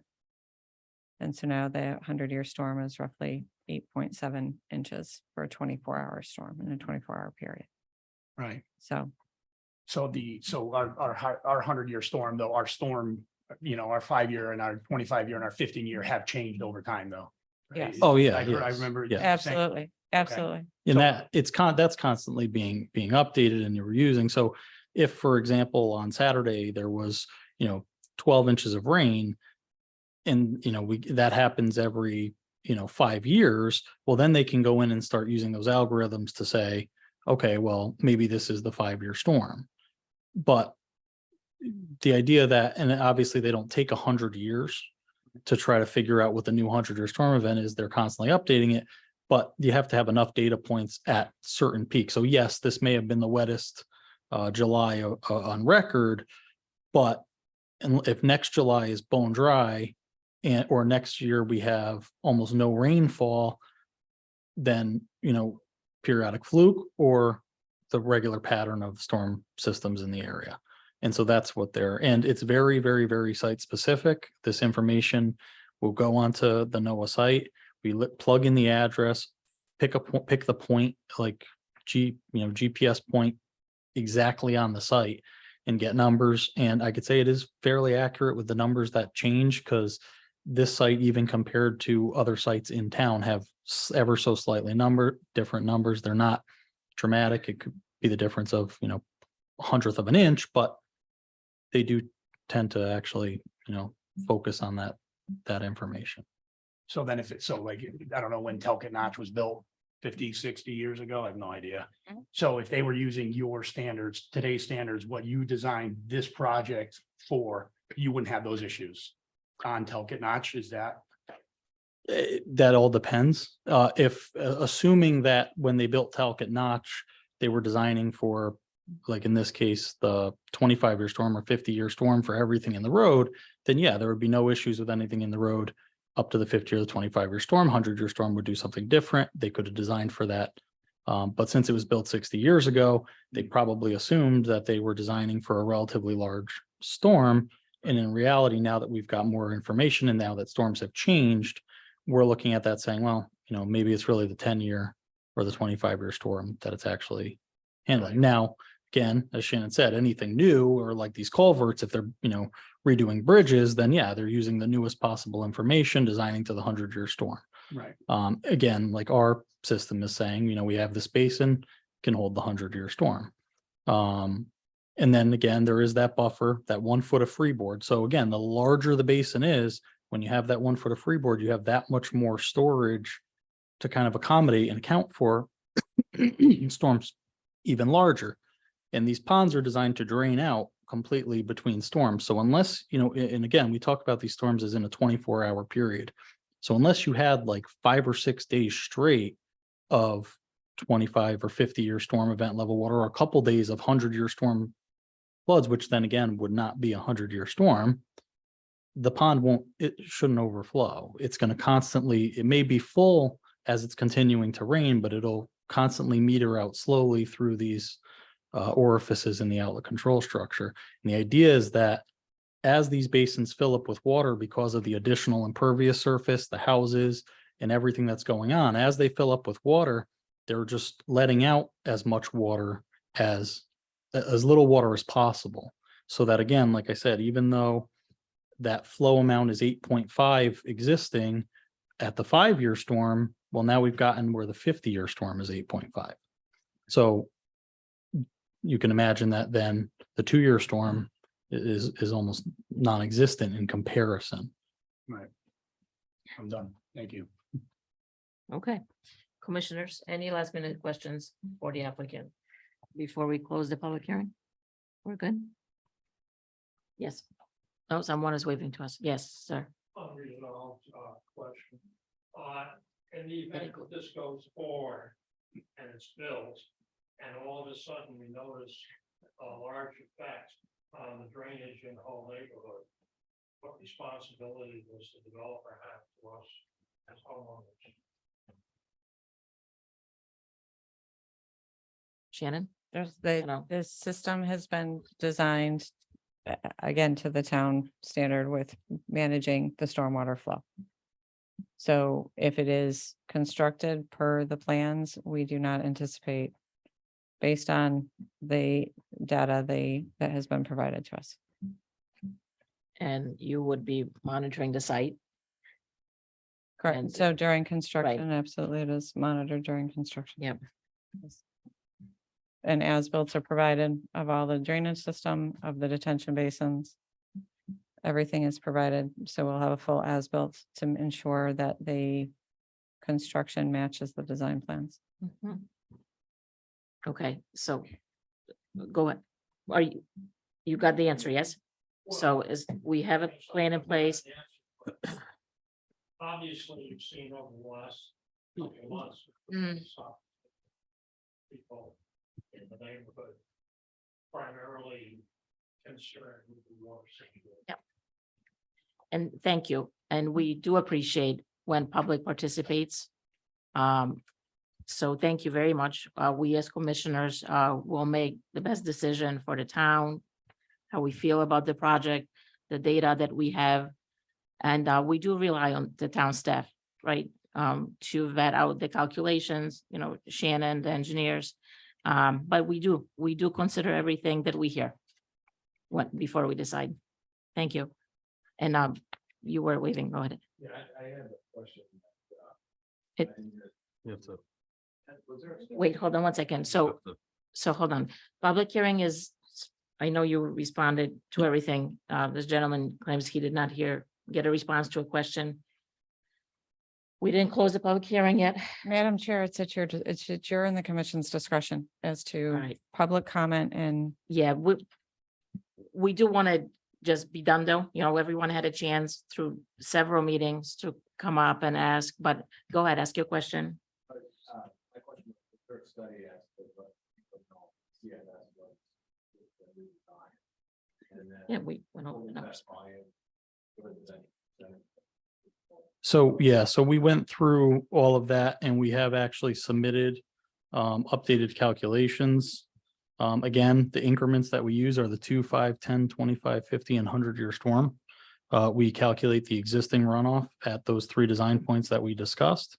Based on the existing conditions, we then go through, use the proposed development as designed and recalculate all those numbers, and that gives us the breakdown of what the existing peak flows are, the proposed peak flows, and then make sure that we're meeting Zyro and look at the reduction in flows. And that was what we went through earlier in the presentation. And that's been submitted to staff.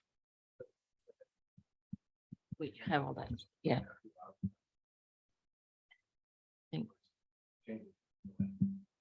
That was part of the. the documentation. documents are posted on, yep. So it's all included in the documentation posted online.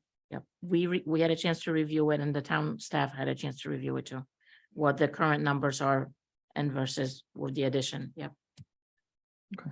Okay, so we're good? Yep. Questions? All right, so. Good. All right, you. at this point, I would like to close the public hearing on this application. And we need a motion and a second before discussion. And Shannon- don't forget the Yeah. sidewalk. Yeah, okay, so Shannon, is that 2 different motions? I think we should do that. Yeah, Yeah, right, so we'll start, okay. Shannon, we'd like to do it as Joe. However you, Fine. sure. Okay. All right, so. All right. So I'd like to make a motion to approve the application by Calco Construction for a 6-lot subdivision at 222 Talcott Notch Road with waivers, R80 zone. With just one waiver, right? Yeah, just one waiver, which is the road width, correct? No, it's Sidewalk. the interior lot. Okay, so then I should redo that, right? No, Go ahead, say it again. yeah, say it again, but don't say with the waiver part, right? Because that's a separate. I think that's right. I think that's right. Okay. All right, so I'd like to make a motion to approve the application by Calco Construction for a 6-lot subdivision at 222 Talcott Notch Road, R80 zone. Okay, second, Second, all right. Discussion. we're good voting on it? We have 60 or 65 days to vote on it. Are we, we've heard enough? We're good? I'm good. All right, Mike, Well, as far as the sidewalk discussion, I mean, a majority of these small roads off of whether it's Talcott Notch, Mountain Spring or Waterville, I don't, very few of them have sidewalks. I really don't see the need for it, but I do like the idea of a nice small waiting area at the bottom of the hill. Since the developer is agreeable to that. We're talking about a lot of recent rain events. Tell you driving around town, no road in this town has been capable of holding any of this water. So are we making the problem bigger though? based upon the reviewing of town staff with the developer, it sure doesn't sound that way. Okay. All right, so you like to condition it with some kind of, not parking area, but it's more pedestrian, right? Yeah, I mean, I think that's a good idea, something I've never thought of. Okay. Okay, how about you, Patrick? I echo everything that Mike said. I know, again, I live in a very similar area and I moved in after everybody. And, yeah, as in terms of water, my road, gets pretty wild, and then it goes away. So, yeah, I mean, I think we touched upon the water quite a bit, and according to testimony or whatever you want to call it, we are improving it. We're doing the best we can to improve it. Are we making it worse? No. Are we helping it? A little bit. But can we change existing conditions? I mean, I think our tax dollars at one point will pay for that, right? I don't know how long. So that's why I'm happy that we're reducing it a little bit. So that's where I stand. Okay. I'll just keep going. Is that okay? You want to go? Yeah, I'll just Go keep going. ahead. All right, I think this should be left the way it is. This is a tough one. I think if the grade was a little bit easier, I would have looked at it differently. I do believe it impacts the neighbors. And yes, all kinds of measures are taking into account to prevent additional water. It's just a tough part, so I don't think a 6-lot subdivision is appropriate. And that's how I feel, I guess. Go ahead, we'll keep going. Yeah, for me, these ones are tough, and we've dealt with a few of these, and I try to put myself, really in the shoes of an abutting property owner versus, the private homeowner who owns this property and is trying to fit into the rules of the subdivision, right? So I try to find evidence and really think from an analytical perspective, is there anything that shows that, yeah, this subdivision is going to cause harm to the abutting property owners? Maybe before today, I would have said yes, right, with the design, but now hearing the design and what the applicant sort of read into the record, the design makes sense to me in terms of addressing stormwater on the site, right, and dealing with the 1, 5, 25, 100-year storm. So I don't have any specific reasons from a stormwater perspective to say no to that. So that's where I'm at. I think I'm a yes on this one, and I'll save my sidewalks for the next one. Okay, all right, you like the pad idea? Yeah, the sidewalks, I haven't made up my mind on that one yet. I think the public safety aspect of, and it's in our regulations about school children walking, right? Like it's written into the regs about that. So thinking about Patrick's comments on that, I get it, the impervious service, but public safety for me ranks higher than, a little bit larger of a basin. So. Okay, that's fair. And how about you, Bobby? I think I'm a yes on this. I agree. I think he did a great job designing it, coming up with a way to slow down the water. We have non-developed land that's causing rain problems as it is. And now after it's developed, we're going to have some type of retention basin that is going to slow things down. detention pond that's gonna little by little leak out. It's not like it's gonna overflow. And I agree with Mike. I think in a little area for the kids to stay. Like I said, I grew up on a small road that had 6 houses on it.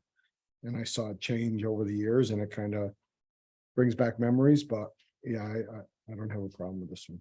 Okay. So since we're adding the little pad, what are we even calling this thing?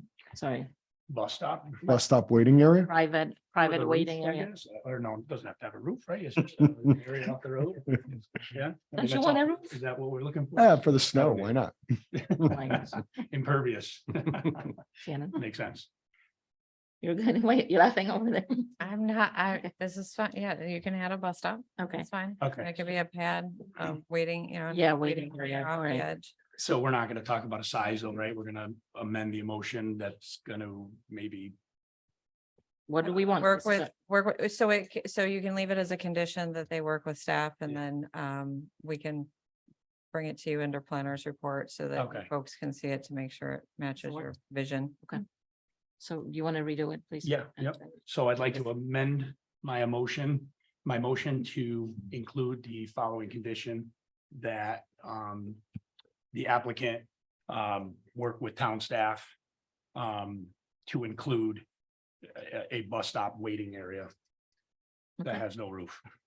Doesn't need a roof. Second, All right, so let's do a vote. Everyone know what we're voting on? Yep. All right, let's, Shannon, we're gonna do a roll call thing, please. Okay. Thank you. All right. Mike Robulis, Yes. Pat Carrier, Yes. Matt Huffwagner, yes. Robert Canto, Yes. Inez St. James. No, Okay, so the subdivision will pass, but the sidewalk waiver did not. well, we're gonna do a motion on that. I thought we're doing a separate one on sidewalk. Yeah, we're doing Yeah. a motion of sidewalk now. Are we Okay, confusing you? I thought that's what the bus stop was. All right, No, No, no, the that's bus stop fine. is part of the subdivision approval. Okey doke. thank you. All right, Yep. so we need a motion and a second for sidewalk. All right, okay, so I'd like to make a motion. To approve the application for a waiver, let's say the application for a waiver. On the sidewalk. Presented by Calco Construction located at 222 Talcott Notch Road. In an R80 zone. Second, All right. I know we kind of talked about it. So Mike, you don't need sidewalks in the subdivision, right? No, I don't. You know, I certainly get the reasons for, the developer not wanting it. Again, I think we've approved quite a few waivers recently for these smaller subdivisions. I think that putting that bus condition in there, the waiting area would suffice, at least to me, to any of the concerns about not having a sidewalk. Okay. Patrick, you were torn on it, I know. Yeah, I was torn on it, right, because I live in a similar situation. But I think after the clarifications, that was a great question, Matt, about the impervious sidewalk. But then after hearing the answer, from the applicant, I understand that it doesn't work, and because the water issue is so sensitive, the water issue is going to affect the neighbors that are already existing, I guess, and the sidewalk, although I would love to see them. The truth is, again, I do have an 11-year-old and a 12-year, 13 or whatever. 4 years from now, I won't even want the sidewalk anymore, right? So it would be very convenient for me right now. I'll get through it. The homeowners that are moving in have the choice not to, I guess, right? I understand the whole public safety thing, but with the water issue, if he had said it's because we don't want to bring the embankment back, I'd be like, okay, no way, right? But the water issue is obviously a big deal. So I think I'm just gonna go with no sidewalks. I think it's a best case scenario. Okay. All right. Yeah, you know how I Go feel ahead, about you it. got So it. no sidewalks for me either, since I already voted against the project, but go ahead. Yeah, that makes sense. Yeah, this one's tough one for me. I get the water and I get the public safety. I think because of the grade, I'm just a no to the waiver on this one. And Bobby, I think I'm a yes. I agree with you. I understand the public safety part of it, and I was torn on it. From a safety point, I have kids. I did it for a living, we saw it. The two problems I had was, all right, in the wintertime, you want to keep these kids safe and off the road because of the plows. Then I'm thinking, well, they don't go to school in the snow, so you don't need the sidewalk for that. Also, you're gonna run into the problem of people cleaning them and maintaining them, and they crack and they lift and do all that good stuff, and it's a lot easier to maintain a road, and roads tend to melt faster than white concrete. So you run into that safety issue, and then you run into the water and the impervious soil and impervious design. So yeah, I think I'm gonna give them the waiver and no sidewalks needed. all right, Shannon, Yes. we're gonna do another roll call to Yes. allow the waiver for sidewalks. Everyone's ready? Everyone's ready. Go ahead. Mike Robolis, Yes. Patrick Carrier, Yes. Matt Wagner, No, Robert Canto, Yes, Inez St. James. No. Shouted that, sorry. Thank you. It does not pass.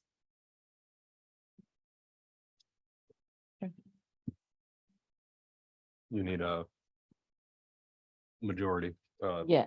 So it was 4 or 5. passed. Yeah. Right, the waiver. No, the waiver okay. requires a 5-6 Yeah. vote. It Ah, that thank you. needed a unanimous Thank vote you. to pass. You're right, you're right. Thank you for keeping us honest on that. Okay, Okay. you're all set, Brian? Okay, so you'll be talking to Shannon and staff. Correct. All right, thank you everyone for coming in for this application. We're gonna move right along. The next application is from Carlos de la Garza / Flip Circus. It's an application for special permit to set up a circus tent in the parking lot of West Farms Mall at 500 South Road, BR zone. And thank you, who's here to present for your patience. And who do we have? Hey, my name's Carlos de la Garza, Okay, and I'm here on behalf of Flip Circus. okay. And thank you for your time today and allow me to come in and. And thank you for your waiting. You're welcome. I'm a little painless, so I'm here just to request your approval to bring our family circus to the West Farms Mall parking lot. Here in August 29th through September 12th. And so what we're proposing to do is to bring in a big top circus, 100-foot diameter circus tent, set it up in the parking lot. You can see there. So what portion of, where are we, Shannon? Like of the, Okay, so let me go back Yes, to, thank you. so here's the aerial. parking over by J.C. Penney. So we've got the mall, the JCPenney entrance. So it's this, and this is the grass overflow lot on the south end of the mall. near the solar panel? So the parking? solar panel parking is here. It's not solar panels in this aerial view, but solar Mhm. panel parking is on the left-hand edge. Okay. And come through, you've got the grass lots. Here's the grass lots.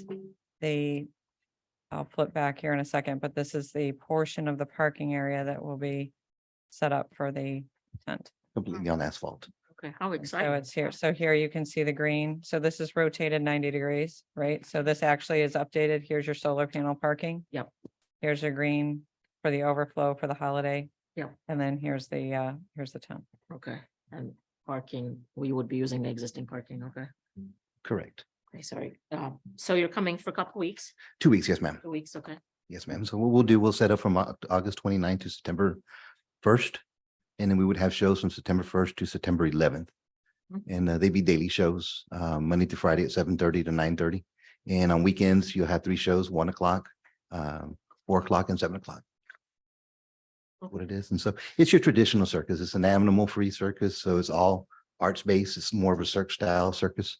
Your acrobats, your clowns, your trapeze artists, lights, music, concessions, popcorn, nachos, the whole, ambiance of the circus itself, just minus the animals and no alcohol, of course.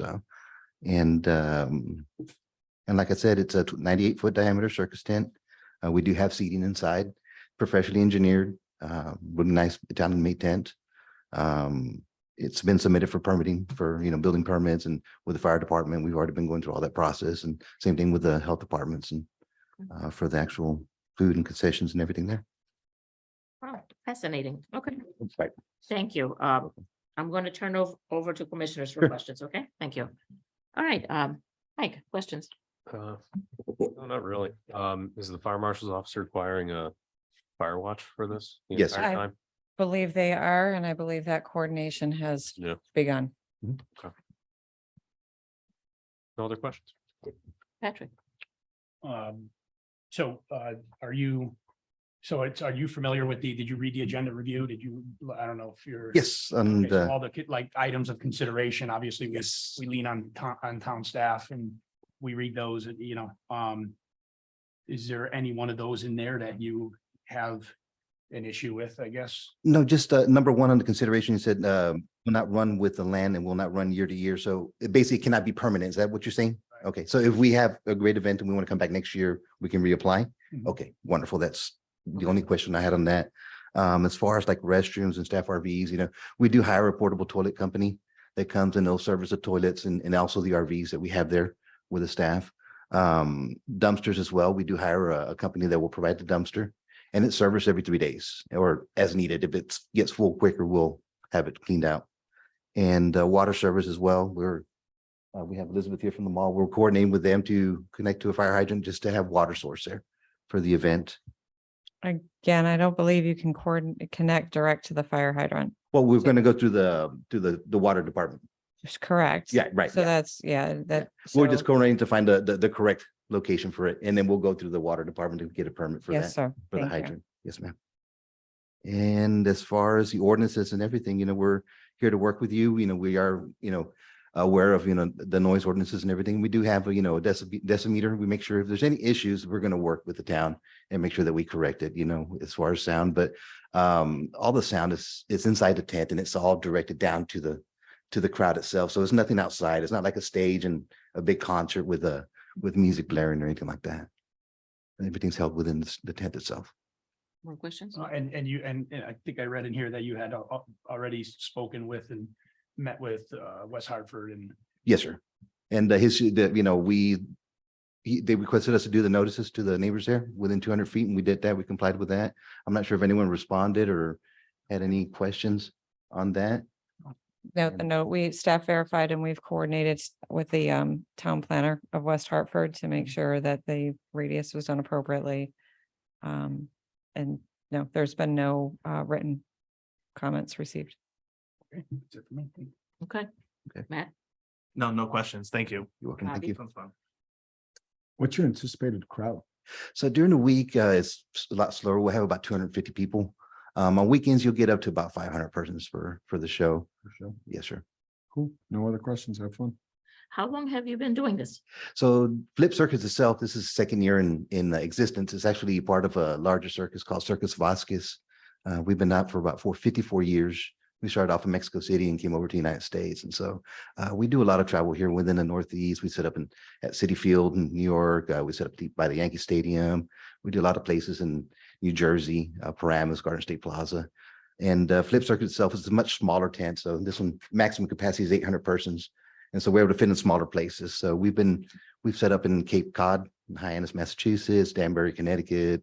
We're setting up in Holyoke, Massachusetts right now. So we have a good, really good relationship up here. We haven't had much of a summer. We're from Texas, so it's been nice to have this nice cool weather and not have to sweat so much. And I know Commissioner Grabu was asked about the fireman, or fire marshal, but this will be someone who will monitor this area 24/7. Well, what they'll do is during showtime, they'll have a standby there just for emergency purposes. The state as well also sends someone. So during showtime, the state and your local fire marshal will be there. And when you're closed, like it's gated or? It's closed. So yeah, we have a fence that keeps the public from Okay. getting any access. Okay. And the doors are, they're locked and everything. We have security that's there 24/7. That's what I was getting at. Okay. Yes, ma'am. And I was just trying to figure out impact to traffic so the road into like that mall area, and I know you're maybe not familiar with our town, but is there an impact to that or? I don't believe, no different than it would be Right. during. I our know I peak, cut through that road often. Like a, But it will be open for me, I guess is what I'm trying to say. Yes. Okay, So during the peak holiday season, I don't think this would be any, Oh, no. I don't think we're even gonna come close to what we see for the peak holiday Right, right. season for the general area. So while there will be an influx, I don't foresee this being insurmountable. oh, that's cool. And we'll have parking staff that, we have people with yellow vests, Okay, they'll help, Okay, park. so we'll be organized. Okay, Yes, ma'am. good. Okay, sorry, go ahead, Patrick. I know you. No, I'm good. Sure. Yep, yeah. All right, thank you for being so kind and answering my You're welcome. questions. Yes, ma'am. I'm happy it's animal free, but that's my opinion only. All right, so commissioners, we're good with questions? Okay, this is a public hearing. So if there's anyone in this room or online that wishes to ask questions, speak regarding this application, come on up. Okay, it looks like this room, we're all set. How about online? Shannon, is anyone still with us? Yeah, there's a few. Okay, If anyone's called in online to make comment regarding the Flip Circus application at 500 South Road at the mall, please raise your hand using the feature in Zoom to address the commission. Again, if anyone has called in regarding the Flip Circus application at 500 South Road, please raise your hand using the feature in Zoom. Madam Chair, there are no hands raised. all right. So commissioners, are we all set if I close the meeting? The public Yes. hearing? Okay. Yes. All right, well, we do not have any more questions for you. At this point, I'm going to close the public hearing Yes, ma'am. and we're going to take a vote. Okay. So thank you. Yes, ma'am. So we need a motion and a second. Please. Okay. I'd like to make a motion to approve the application by Carlos de la Garza Flip Circus for special permit to set up a circus tent in the parking lot of West Farms Mall at 500 South Road, BR zone with I'm going to say as presented and with the conditions 1 through 5 that are in the agenda review. Understood. Okay, and second. Second. All right, everyone know what we're voting on? All right, all in favor? Aye. All right, so it's unanimous. You're all set and you'll be hearing from Shannon. Thank you. Y'all have a Thank you good for evening. coming in. We You're welcome. appreciate it. And yeah, good luck. Congratulations. That's awesome. Oh, yes, yes, for sure. Bunch of us have kids, so come on. All right, no animals, no animals, remember? Okay. The next, I guess we have to do it individually. All right, the next two items, Metro Realty Management Corp. We need a motion and a second to well, we're opening these up, but to continue to September 27th. And the applicant has granted the extensions, so we need just a couple motions, but Okay. please read it in its entirety since I just butchered it. Okay, yep. Here we go. So. All right, I'd like to make a motion to approve the application by Metro Realty Management Corporation for amendment to the plan of conservation and development and the medical office research floating zone regulation to be continued. Number Did I mess that up? I got that. Did I say approved? You Yes, did approved. say approved. Yeah, I apologize. so- Okay, so I'll go back. I'll just start Accept- over. Restart. All right, sorry. All right. So I'd like to make a motion to continue the application by Metro Realty Management Corporation for amendment to the plan of conservation and development and the medical office research floating zone regulation to the September 27th, 2023 town planning and zoning meeting. Okay, second, Second. all in favor? Aye. Opposed? All right, it's unanimous. Go for it, Patrick. Okay, I'd like to make a motion to continue the application by Metro Realty Management Corporation for change of zone from PR to morph zone at 111 South Road to the September 27, 2023 town planning and zoning meeting. Okay, second, Second. all in favor? Aye. Opposed? We're good. All right. Yeah, Run quick. yeah, you need a break? Yeah. Yeah, just go ahead. a Yeah, moment. yeah, yeah. Yes, go ahead. Thank you. You Need a break? Anyone need a break? Yeah. All right. Yeah. Sure. Sandy, did these got emailed in already? I believe so. Okay. I believe they emailed them to us already. Is it? Yeah, I'm pretty sure they did. Yeah, I thought we were talking. I'll hang on to Yeah, I it. always think like Joey on Friends with the little. pet Okay, monkey. like, yeah, we'll hang on to it. Like, thanks, Jen. It's amazing, like, what people, how they make their living, right? Right? It sure is, Bobby, you drive around and. watch it I then. couldn't do it, but. Thank you for waiting. This, yeah, I mean, this is, Been longer. yeah, we've had much longer meetings than this, but we're here for the people, right? Oh, here we go. And we are almost on break, so that's gonna be good. No meetings in August. Oh. That's right. Mhm. Oh. I need the whole department is shutting down, right? Yeah, right. massage chair.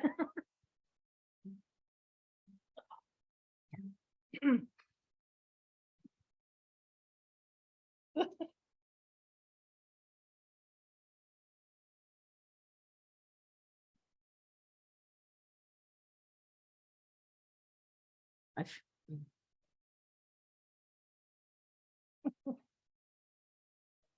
No, I was just going forward, I just like, maybe in September, we should do limits, Do something and, time limits, okay. you know? So we, yeah, we can, oh, She cross said that it bridge. doesn't work very well, so because of the. weather. Right,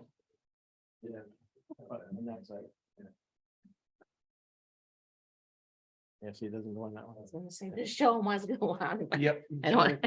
All right, we're waiting for Matt. All right. Almost there, gentlemen. No problem. Good news, there's no public in the. No, that's true.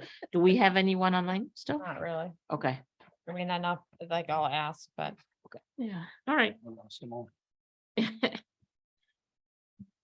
They were here for the circus. Application. You Literally. can say many. Yeah, Yeah, yep.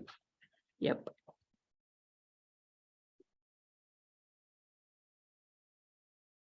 I know. It's always one. Yep. Mhm. It's okay.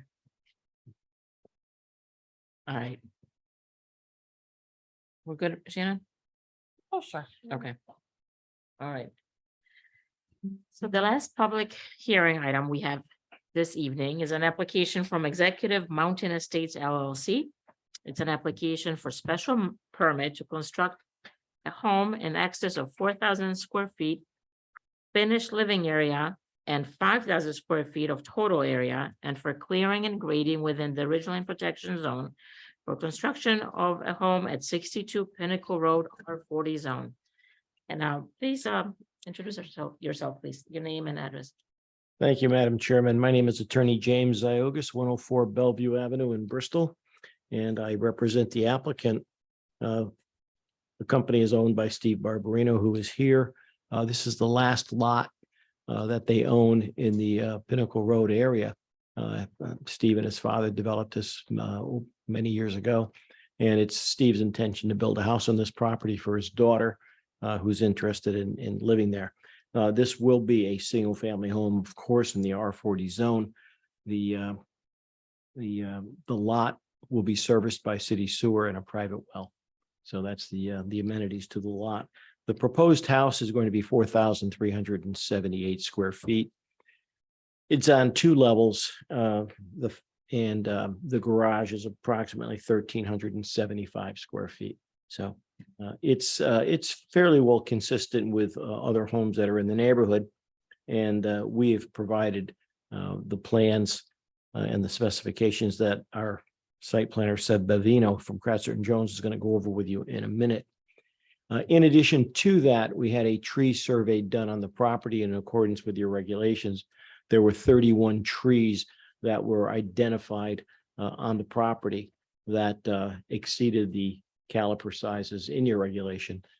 Those 31 trees are all going to be preserved. We don't have to take any of those trees down, which is certainly a good thing. the area where the driveway is going to be cut and where the foundation is going to exist is low grass, weeded area. And of course, that will be cleaned up and the foundation will be put in that area. In addition to that, the report from McClellan Tree suggested that in order to enhance the ridge line, that we also add 10 additional trees, 13 feet on center. So that is part of our plan, and you'll see that at the top of the ridge line, and that'll enhance the area and protect the view from below. Those, as I said, those trees will be 13 feet on center. There are 3 different types of spruce trees that he's identified, which he thinks would be something that would work well in that area. So that's part of our proposal. The entire report should be in your package, and hopefully you've had an opportunity to review it. I'm going to turn this over to Seb Bavino and let him go over some of the details for you, and then we'll open it up for questions. Sounds good. Thank you. Thank you.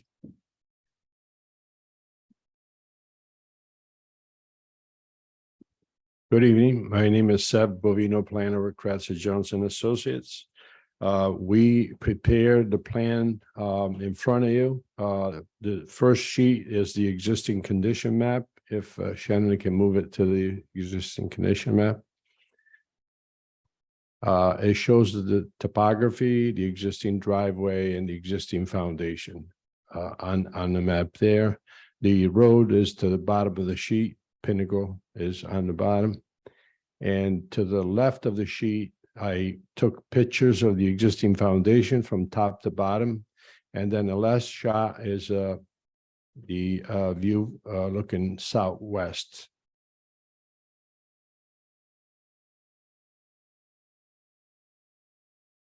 Correct. Then we have a next sheet that we prepared. And there is the proposed improvement location map, which shows the proposed house, the shielding of the house from Route 6 or neighbors. And as the attorney indicated, the proposed trees, we have details of the trees. And the proposed house basically sits in the same general location as the old foundation, but actually sits back more than what the old foundation was. And the old foundation is indicated in light line work underneath the proposed house. We maintained the existing drainage areas. We're not changing the watershed. So the sheet runoff of this property will continue to be as it is today. We are intercepting the roof water and directing it to underground storage to increase the infiltration into the ground. So the impervious area that we are going to create will be handled by 2 underground storage units, one on the by the driveway as you enter the property, and one to the rear of the property, which the high point of this property is in the center of the property, and the sheet runoff happens just the same way, will continue to be. The attorney discussed the square footage. The lot area of this property is 47,144 square feet, which is more than the R40 zone is requiring. The side yard is 26.5 feet, which is actually, that's the rear yard, which a variance was granted years ago. It's 26.5, which meets what the variance was granted years ago. On the other side, we have 29 feet, and the rear, which is 50 feet,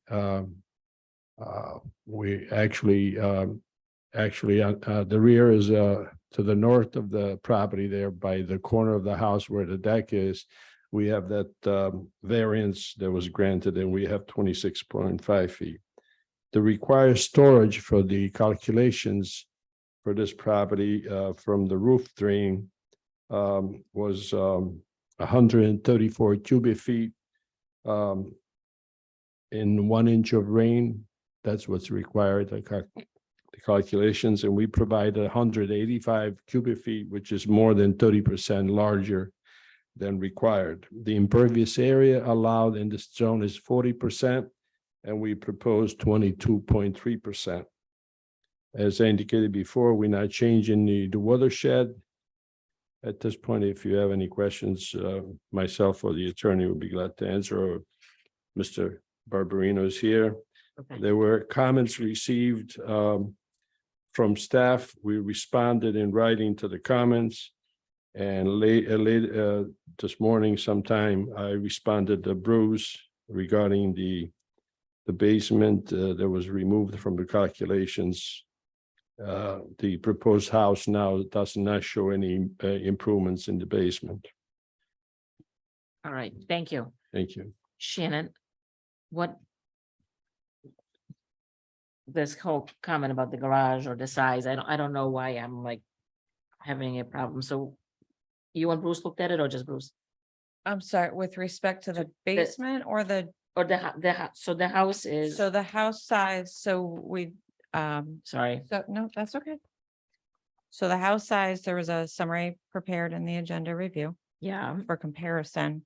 yeah, Staff, so the comparison is based on data that's available in the assessor's database. Mhm.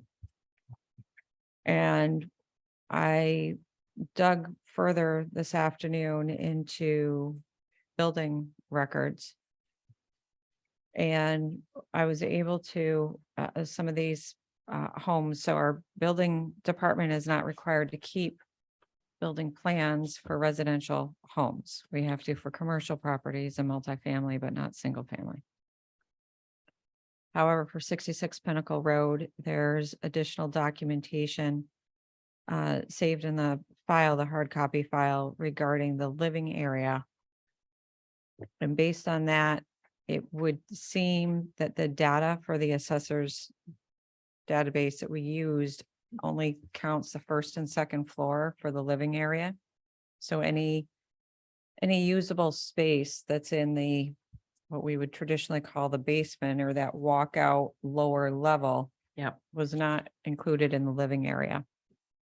So for comparison, 66 Pinnacle Road, when we add in the living area that's noted on that lower level in the building officials documentation, it's 5,677 square feet of living area with a 770 square foot 3-car garage, which puts that total then at 6,447 square feet. So again, it's questionable as to whether or not under traditional circumstances, the basement isn't included in the area calculation. This is a little unique, but in looking at how it was done for 66 Pinnacle Road, I felt it was important that the commission understand what that total usable area is. And we did look at 64, 68, and 72. All are on that ridge. They all have walkout basements and all have a 3-floor appearance to a certain extent. Some larger than others. They're not all identical, but there is a 3-floor appearance to them out the back or the west face. So that was additional information that we looked at today. So I thought it was important so that it's a better comparison rather than just the assessor's information. got it. All right. I guess we'll turn it over to commissioners. Thank you for questions. Mike, No questions right now. Thank you. okay, Patrick, Yeah, you know what? No questions right now. okay. Matt, No questions for me either. Thank you. okay, and Bobby. No questions from either. All right, so I think we're all getting tired, but that, or maybe I'm just, you like how I say we for all of you. I'm getting tired. So we're asking for, so we have a home with an existing foundation. You're gonna reuse the foundation? No, we're gonna take the foundation out and put a new foundation in. Okay, and the new home is gonna be loaded, it's gonna be bigger than the existing foundation, right? The new home is going to be 4,378 square feet of living space. That's correct. And you're counting 3 levels? 2 levels, excuse me. So you're not 2 levels. counting the walkout? We're not counting the basement at this point because that's not considered living space. Okay. All right. And the garage, of course, we do Right. include. Yep. And then you're here because of the ridgeline protection. How far are you from the ridgeline? Let's see here. Yeah, I'm a little confused. No, I know, I'm trying to place everything and, yeah. So it's the size of the home and it's also the area, right? That we're Right, dealing with. so it's the, Right. so it's expanded home. Yep. So even without the lower level, Yep. it still Expand. is required for the expanded home. Yep. Because you're over the 4,000 and say 4,000, 5,000. That's correct. But requirements. And it's in the requires ridgeline review because it is within the ridgeline setback area. Yeah, so there's 2 prongs to that. And obviously the one is the size of the house, but the second one is the tree survey, which is required, and the addition of more trees to protect the ridgeline area. And Seb was looking at the distance right now, but I think he'll be able to give you a number on how far the house is from the ridgeline. And again, we understand the regulation. We certainly are trying to comply with it as best we can. And I think we have in all instances. And with the additional trees, and I think everything's it's gonna fit in beautifully. Seb, can you give us a? Seth Bovino again. I sent an answer this afternoon. The distance from the old house to the top of the ridge was 52.3 feet. We calculated that and I provided a map to Shannon. We are now at 58.3 feet from the top of the ridge to the house, so slightly further back. Farther back, which is good. You're adding more trees, which is great, Yes. right? We like that. And for the commission, the third sheet on that set of plans shows the views from Route 6, from the house, looking at Route 6, and how it's going to look over a certain period of time with the trees. It will shield the view. That sheet right there will show the looks from the back deck. And it shows the trees first planted and then Make it a little bigger. Yeah, thank you. Yep. I'm getting.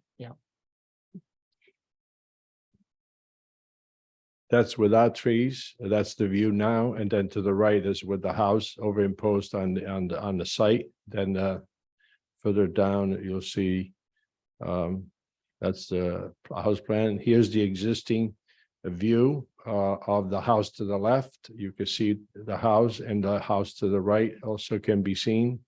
And that's the proposed house in the center. And as a reference point, you have those 2 power poles to the left of the proposed house. So that tells you where we are in terms of our property. And then the next views will show the trees proposed at 8 feet high. And then there'll be few years later, it shows how the trees will grow. It's based on growth expected for these kind of trees. And then as it continue to grow, it will get to a point where it will be totally shielded. And that's the view from the deck, first with no trees, then with the younger trees. And then to the right of the sheet, you'll see the foliage increasing and then the full foliage at maturity. Okay. And was there a deck planned on the first house? I'm just trying to understand like the disturbance of the land, and I know you went back 58 feet. Yeah, there was a deck on the other house. There was, okay. And by the way, there's no disturbance really. The grades are pretty much the same. We held the concrete elevation of the previous house. Mhm. We held the same elevation to this one. Yeah. And basically it won't be much disturbance other than just grading the driveway properly and doing some grading on the north portion of the house to create that slope there. Just, yeah, quick for me. So is the deck the main reason why you can't be 75 feet away, right? You're 58 and the reg is 75 feet, right? So is that gap mostly because of the deck or is it just the house? No, it's the house. The deck is in the corner there.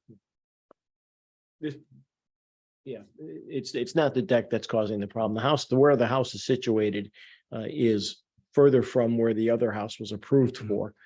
But it's certainly the house that's creating the problem. Got it. So what, just to ask, why not make it as, why do you need to go to 58? Why can't you match the reg to 75? Well, the foundation's already there. Oh, So so I thought you were removing it. we're not using it, but I'm saying is that the approval created the disturbance already in the location of the foundation. So we thought since that was approved on previous occasions, that would be a good spot, since the disturbance is already there, to put the new foundation in the same location. We have I have additional comments. Also, it's the best location for the house in terms of how it sits on the land. It fits with the grades. You have a center high point, and then it drops off to where those foundations are, and then comes down towards Pinnacle. So the house, that L-shaped section where the entrance is of the garage, right past the garage, there's a high point before you come to the front door. So it's fitting, very nicely into the grade. So it doesn't require a lot of grading for it. So we have. So just for clarification, you're eliminating the foundation, but you're gonna put it back in the same footprint. Not exactly the same, moving it back a little bit. Okay.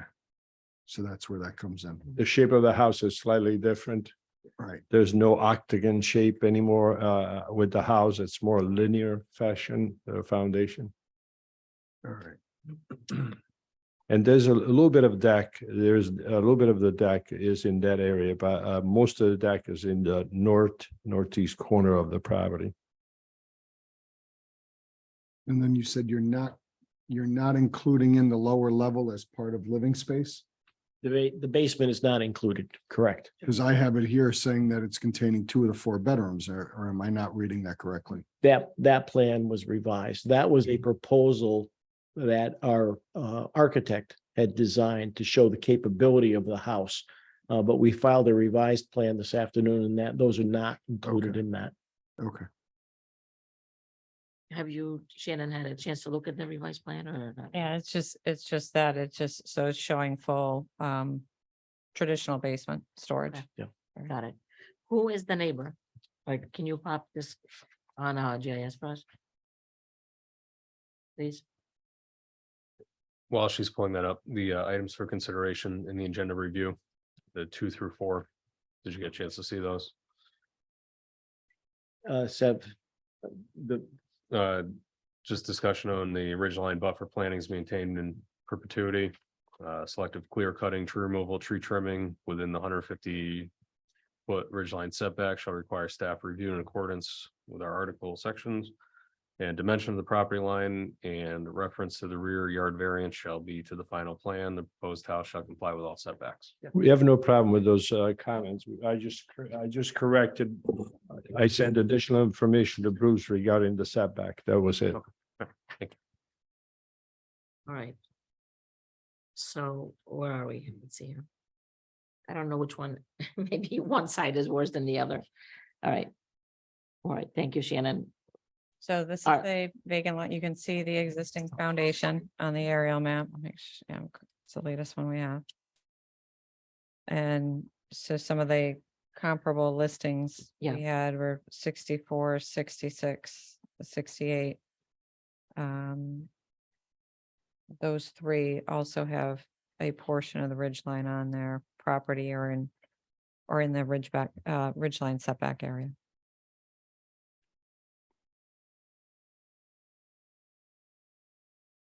Is there anything else like specific or? No, Okay. I just like, so we have an opportunity. So we have an approved lot. Well, we have the foundation. So ridgeline regulations came after, right? After. So this the ridgeline regulations came in, I believe, 99. And this foundation, you've owned it, Mr. Barbarino, for a while, right? This piece of land. Yeah. Correct. So do we work with what we have? Do we, make it right? And have the house within the 75 feet? Yeah, that's kind of where I'm at. But I don't think I have any questions about the house or anything. Do you guys have any questions about this application? Yeah, I got a few. Go ahead, yeah, go ahead. I was just trying to listen more and understand it. The houses that are next to it, what year were those built? Like, are they adhering to our our 1999 ridgeline protection regulations, I guess? I don't know if you know that answer. We're gonna run through it right now, Patrick. So the 64 was built in 1983. Mhm. Again, this is based on assessors data. Right, yeah. It's in the database.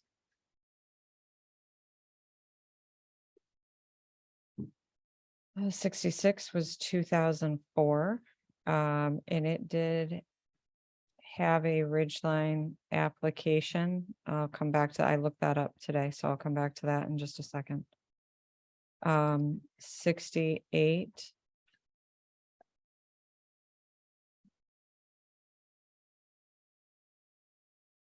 It was built in 2004 as well. I did not look that one up. It wasn't, what I did was I went to the building files, and the building files for 66 referred to the Ridgeline application. I'll be honest, I did not look to see if 68 had one. 66 did.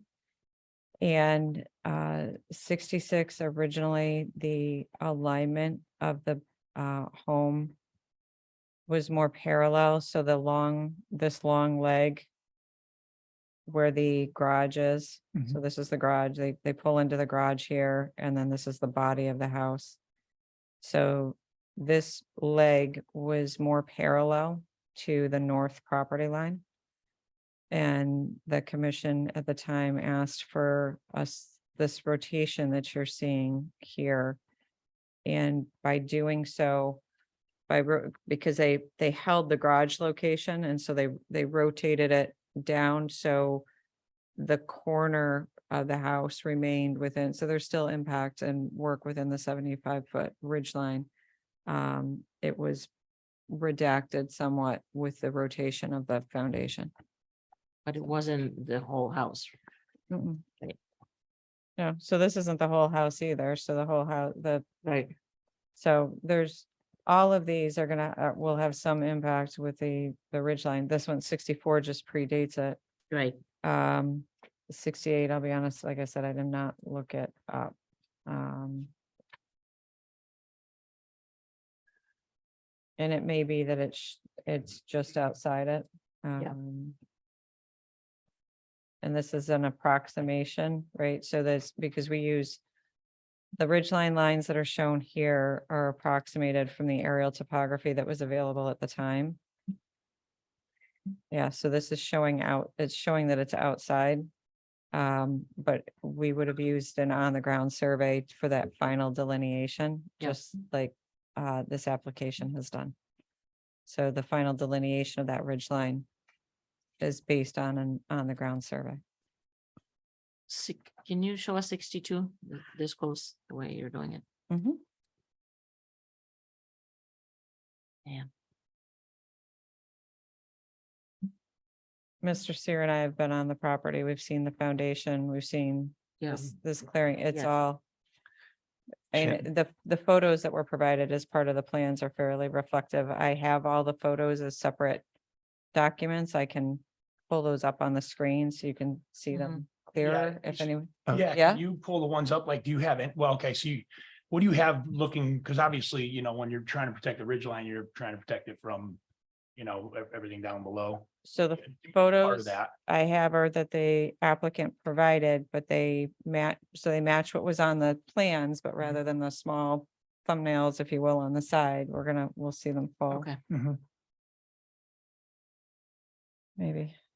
Let's see if my computer will do them all. So this is the foundation, Mr. Vivino or Attorney Zagos, if I misspeak, by all means, jump in, but this is the foundation in the foreground. You're looking out west towards Route 6 is in the middle of the photo. And the extra trees will be right there or no? Basically, yes. So the new evergreens will be coming here at that top edge. Okay. I have a view on the map that shows exactly the same look, same view with the trees. Okay, Okay, so this is looking northwest. These are the power lines that Mr. Vivino made reference to when when we looked at the photo simulation, right? When we were looking at the photo simulation, those are the power lines and power poles. So there's a full utility easement that's kept clear regardless that runs to the north of the property. Yeah. what is that wall? This is the foundation wall. This is one of the Oh, this is existing one of the- foundation walls. So got it. this is, you're standing inside the foundation Got on it. the property, looking northwest roughly. Yeah, Eversource has an easement that runs north of our property. That's what those lines are. Okay, Patrick, can I cut in quick? yeah, If you don't mind? Can you go back to the measuring and go to 66, just to give us a sense of the distance to the ridge line, similar to what you did for that, for the other property? Okay, so I'm so, so we're here. So here's, can you guys, I can't zoom in any further on this. This is as far as it goes. So the two power lines that we're seeing in the photos are right here. You're seeing the shadows of them on the edge. They're right here on the property line. If you can see where my cursor is Yep. on the Yep. screen at the Yep. edge of the Yep. utility easement. All right, Matt, what do you want me to? I think measure? it was it was the application that you researched, the house built in 2004. Mhm. 66. Right, Yeah, I was curious, that corner to the ridge, the distance to the ridge line for this. so as it's showing here, can you see the dark, there's a darker Yes. contour line. It's easier to see when right, Yep, so we're gonna do rough yep. 60-ish feet. Mhm. Got it. And we're talking 58 today, right? basically, Correct. yeah. So it's a, And so that's basically, so this again, because this is approximated on the sure. the aerial map, right? So this is not a survey. I just want to be. So when we get 58 and 61, they're pretty much the same. Yeah, number when we're doing understood. this. Understood. Okay. And this is the house that was, the garage was rotated, right? So Correct, so in they. theory, it was closer maybe before. Correct, because again, they held the garage, they rotated it up through, so more of the, rather than, more of the building was parallel to the ridge line with Right. respect to that setback. Got it. Okay. Okay, Is there a deck on 66? Or not? excuse me? Is there a deck on 60? Oh, there is, and the driveway comes all the way down around, so there's a driveway and The back. all of the sorts of house. fun. In the back, no. fun things. Only because I had to drive up there very recently. One of these houses is very visible from Route 6. Oh, yeah. The entire house. It's unbelievable how much cutting has occurred over So, time. I Yeah. mean, Yep. You know, certainly building a house and requiring the planting of trees, I think is very. No, I think Reasonable. that's, yeah, yes. We're here, we're looking at this. Would Yeah. you like to see the rest of the photos? Yes, of go it? ahead, go ahead. Thank you. Okay. Sorry, Patrick, cut you off. That's okay.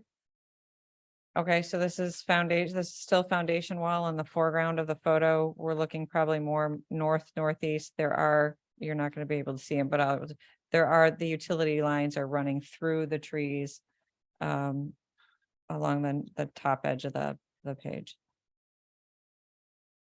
I'm gonna assume this is standing more towards the edge of the ridge line, looking straight out to Route 6 is what we're seeing here. That's correct. This is then rotated, so all we did was rotate 180 degrees, look back into the site. Here's the foundation wall, and then the pinnacle towers, the radio towers behind. So there'll be some fill going in. Because you'll remove the existing foundation, you're gonna fill In this. the front portion, not in the back. The back will remove foundation and put back a new foundation and do some grading, and then in the front, there'll be some grading, but not toward the ridge line. The ridge line, the flat area in the Yep. back, the ridge line, we will not touch it. I Okay. had a rain garden there. I removed it because I wanted to leave everything undisturbed in back there. Okay, So this is now from Route 6 looking up. So here's the vacant, right. right? So here's the vacant lot, here's the two utility poles. Here's 64, here is 66. Okay, Mhm. That's from Route 6. Mhm. Oh, okay, yeah, You're going uphill. yeah, going up. Yeah, yeah. Okay. All right. Can you go, touch on the tree? There we go. Okay. Those are, how big are those being planted? 8 feet. 8 feet, yeah, okay, and 13 feet on center? Yes. And were they doing like a cross pattern or something? Is that how? Yeah, and there's three different style of trees and they're offset a little bit. So they will grow. Yeah. On an irregular. Skew. And the reason we did 3 different varieties was just to give us some variety, but also to protect against any one of those trees getting diseased. Mhm. And it Right, wouldn't close affect to all the the trees yeah, cross yeah, contamination. yes. And with the conditions, if one of those trees was to die, that would, or Mhm. whatever, yeah, that They're would gonna be be replaced. replanted. Yeah, we could replace it, certainly. Okay, yeah, I mean, that's it. I guess my question is more just trying to figure out, if there was 5 houses and none of them showed. Hmm. Right, and then you want to be extra careful that if there's, 4 houses and then they all show and you're putting trees, kind of fits, you know what I mean? It's the best we can do, I guess. And then in terms of, obviously, we don't want to sit here and ask you to make build a smaller house. You choose a certain size house, right, for a reason, and that's fair. And the area warrants it, Right. quite honestly. And, It's a- but it's a nice sometimes- area. Sometimes you can configure the house, right, just like 62, you could still get the same things you want out of it, but you're working with the land, and have you guys looked at that? I mean, I'm assuming you have. Can you speak to that?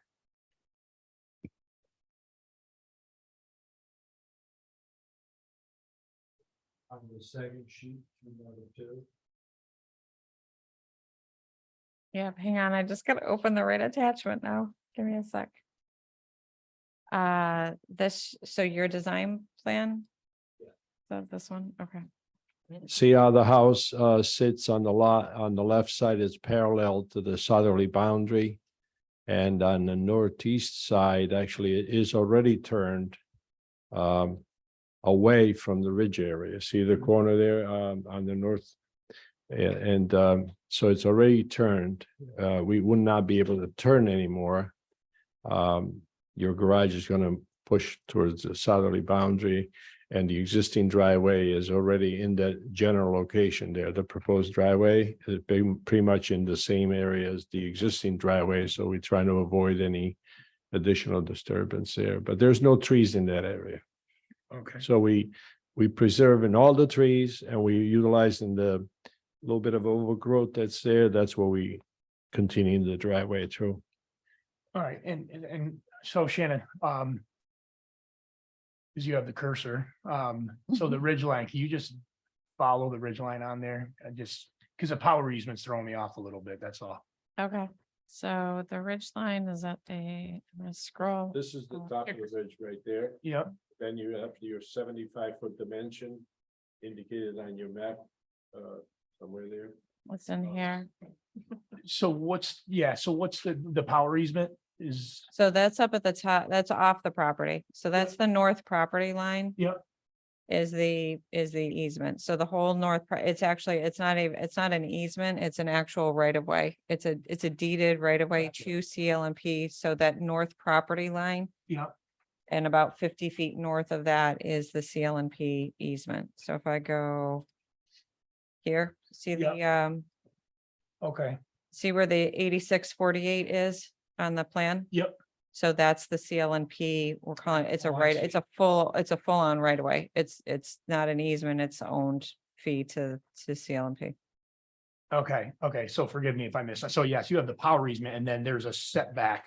You're going into the setback, but it's up against a power easement. So this, correct, so the variance have been granted here on this north property line. Yep, see. To go as close as 24 feet. And that Mhm. was granted back a while ago, because it's in book 380.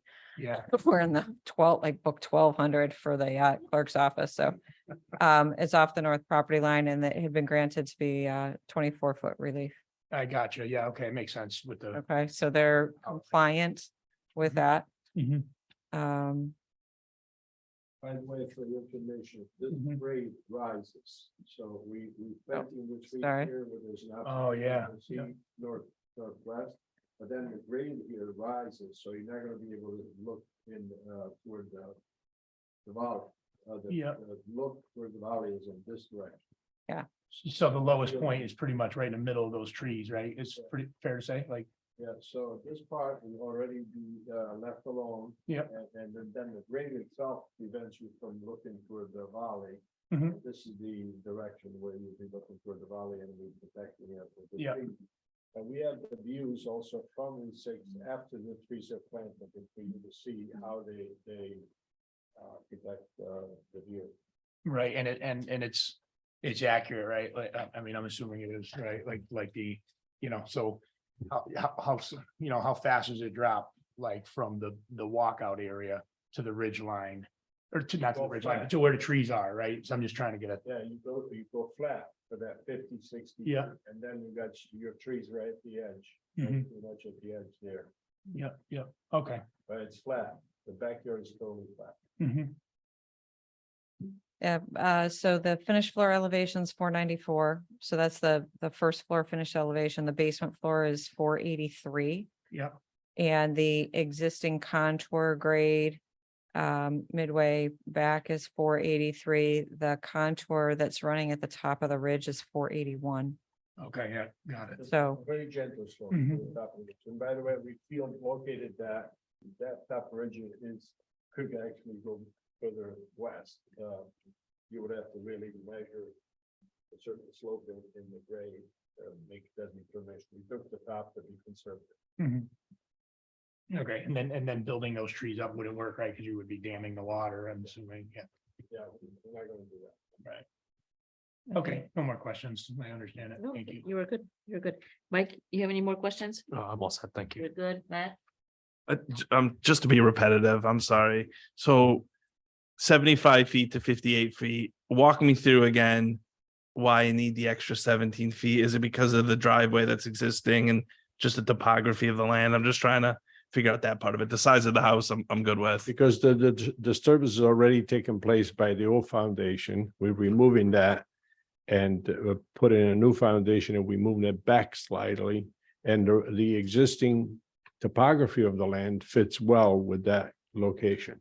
The topography goes up, then it goes down. So we put in the house right at that area. Okay, thank you. Bobby, No questions. okay.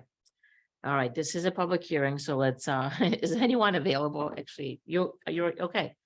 So, gentlemen, we'll have the folks from the public speak regarding this application. Come on up, thank you. Please state your name and address. Hi, thank you. My name is Steve Setsko. At 73 Pinnacle Road. Okay, We've been up at Pinnacle for over 20 years now, and that's been a vacant lot since we've been there. I understand Mr. Barberino and his parents, I think, live there, and I believe probably he grew up there. I think Pinnacle Road was expanded at one time years ago to include from the original cul-de-sac an additional 14 or 16 properties in that cul-de-sac. So there's only one way in and essentially one way out. That foundation's been there, geez, as long as I've been around. So at least 25 years, if not longer. So I know they've talked about original approval of that lot and foundation and where it was. I just don't know when that was. Was that 40 years ago, 45 years ago? I'm not really sure.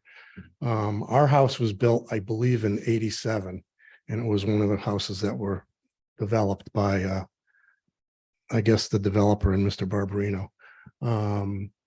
Yes. Oh, well, you're still a Barberino. Oh, okay, Steve. I haven't seen the new plan until now. We got a certified letter with, a location of it. And I certainly don't have a big problem with the development of the property. I think it's great for him and his family. I am a little concerned though, if they are going to remove that foundation, are they moving it back towards Pinnacle Road? And if they are, there's a lot of ledge and there's a lot of rock in that area. And I'm wondering if there's going to be the need for any blasting or anything like that when when Forest Hills, I believe, was expanded some years back to extend that location and develop some lots over there. There was blasting and there was a lot of issues which affected our neighborhood and our well water systems. There ended up being a lot of contamination. And I don't know if the blasting at that time reconfigured any of the aquifer or which way water was flowing, but all the properties in our neighborhood were tested for bacteria, and it just seemed to be after that type of development. So I'm not really sure what the plan is, whether they are looking for a variance to leave the foundation where it is or pull it forward to meet the new ridgeline requirements.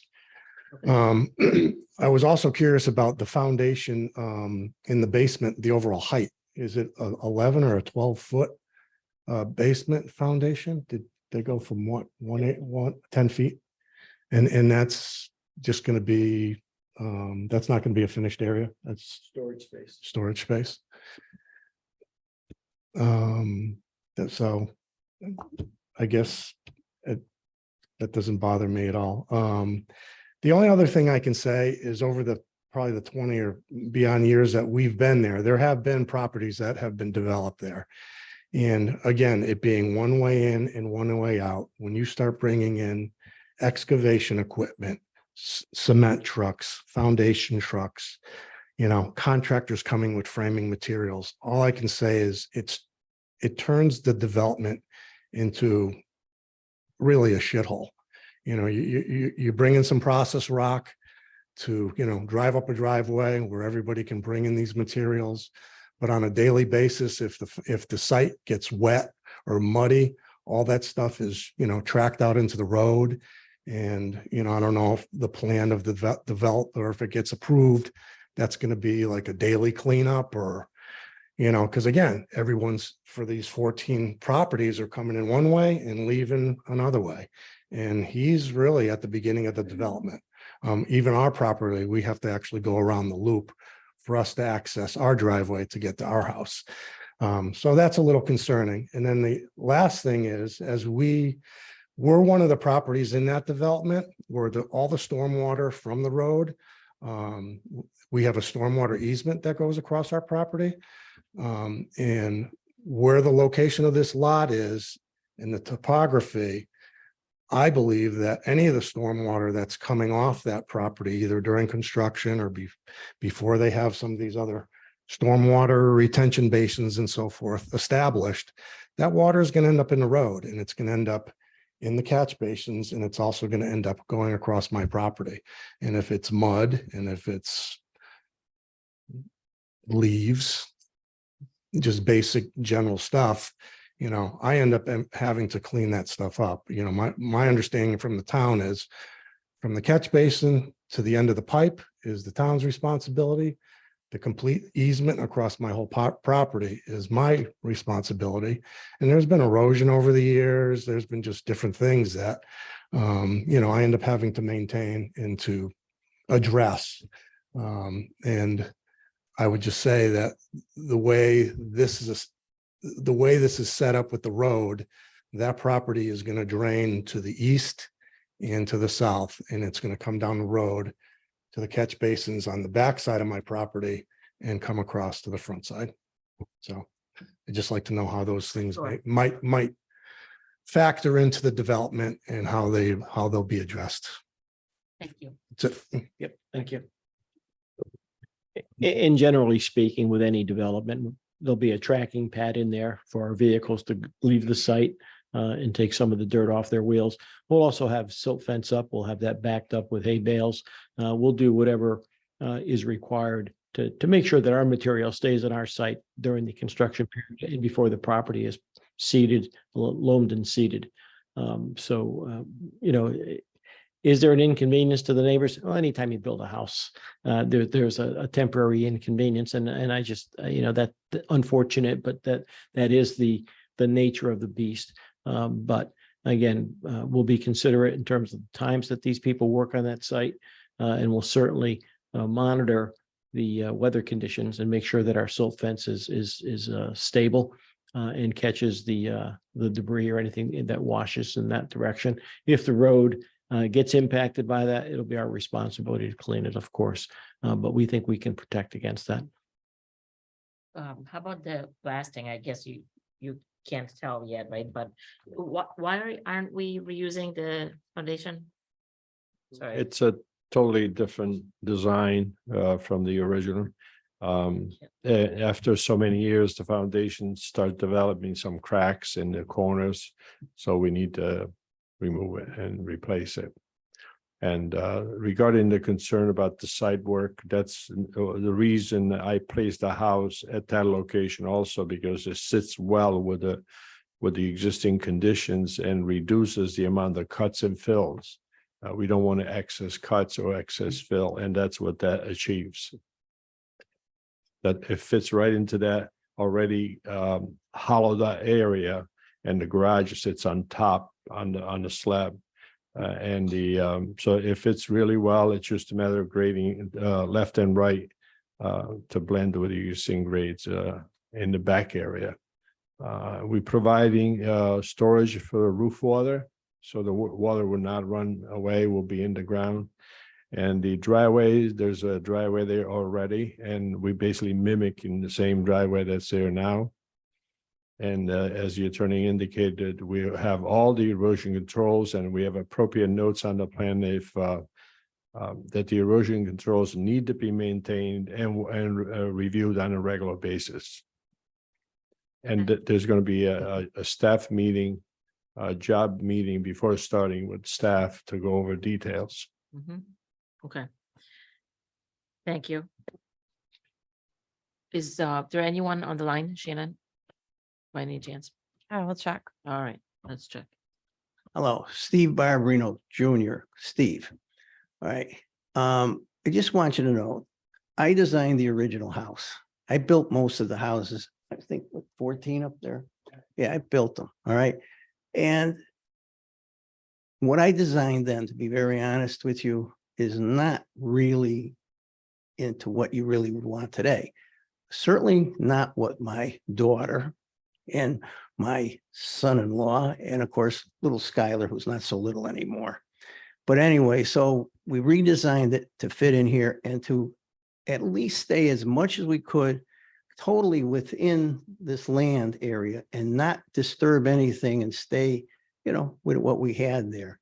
And one thing I can promise you for sure, we will give you my cell number. I will give you Bobby Mazzle's cell number. And if you have any kind of dirt or anything over there, just holler and we'll take care of it. And I'll even give you Paula, my secretary's number, will track me down anywhere I am. I assure you of that, but I can guarantee you that. We want just a high quality house. This would be the last house built in this entire area. Yeah, there'll be some inconvenience, but we'll try to minimize it as much as we possibly can.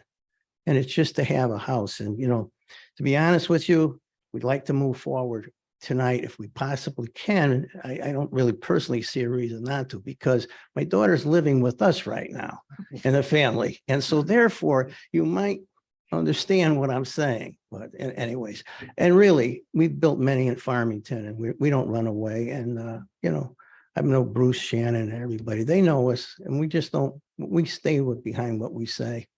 And we will. And as far as there's no blasting there that's contemplated at all. I mean, I do not see that happening with the way this is set up. And even that foundation, you know, we may not even leave the property. We have, you know, if we can handle it that way, we will. If we have to take it off, we have to, but we're going to do what we have to do.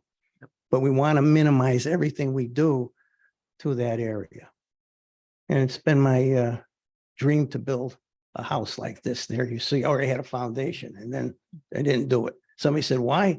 I got carried away with other things and I never got back on it. And then the foundation, I looked, oh my God, it's cracked. It's no good. It's got to go. All right, thank you. Thank you. All right, Shannon. Did we say no? Excuse me? Anybody online? Sorry. I didn't have an opportunity yet. So if anyone has called in with regarding the 62 Pinnacle Ridge, 62 Pinnacle Road application, please raise your hand using the feature in Zoom. You'll be acknowledged to address the commission. If anyone is called in regarding 62 Pinnacle Road application for a new home, please raise your hand using the feature in Zoom. Madam Chair, there are no hands raised. All right, so at this point, commissioners, I'm gonna close the public hearing. Excellent, okay. So the public hearing on this application is closed and we need a motion and a second and then discussion. All right, so we have to make two motions here, right? You want us, two separate ways, ridge line and access of 4,000 square feet, okay? Okay. Yep. All right, let me see, all right, so. All right, I'd like to make a motion to approve. Do the excess home first. Sure. Yeah, the extra, yeah, I was just looking at the, we did go through the. So we did talk about these. These. Yes, These conditions, so I'll just add them in, right? Yes. three to- Okay. yeah. All right.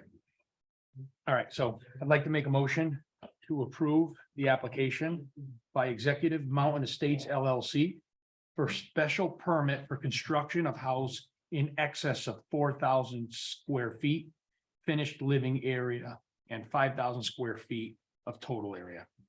Okay. Second, With the Wait. following, sorry. oh, about that's that. right, we have. With the following conditions. Yes, That were stated in the meeting, but also that are on the agenda review, which are conditions 2 through 4. yep, thank you. Second, Second, all right. Discussion. Do we have everything we need to vote? Are you comfortable voting? Yep. No issues. No issues. How about you, Patrick?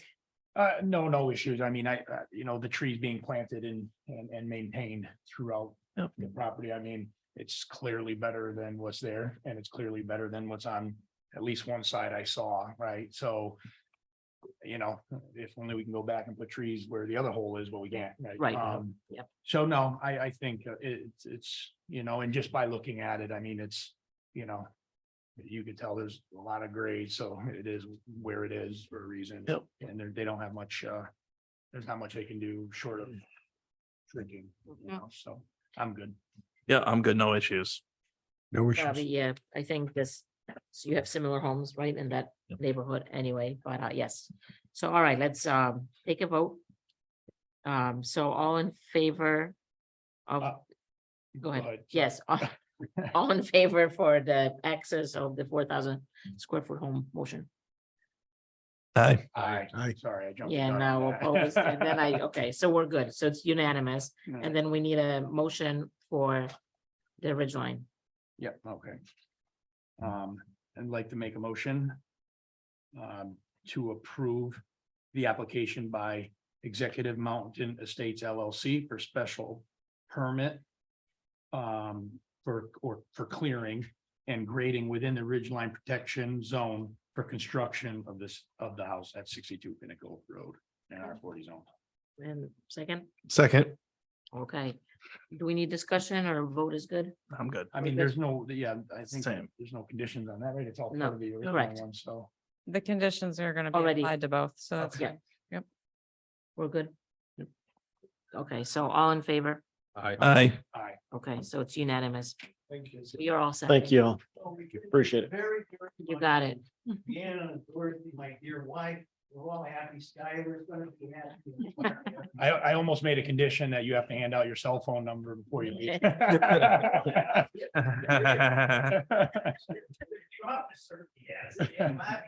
Yeah. Oh, jeez, thank you.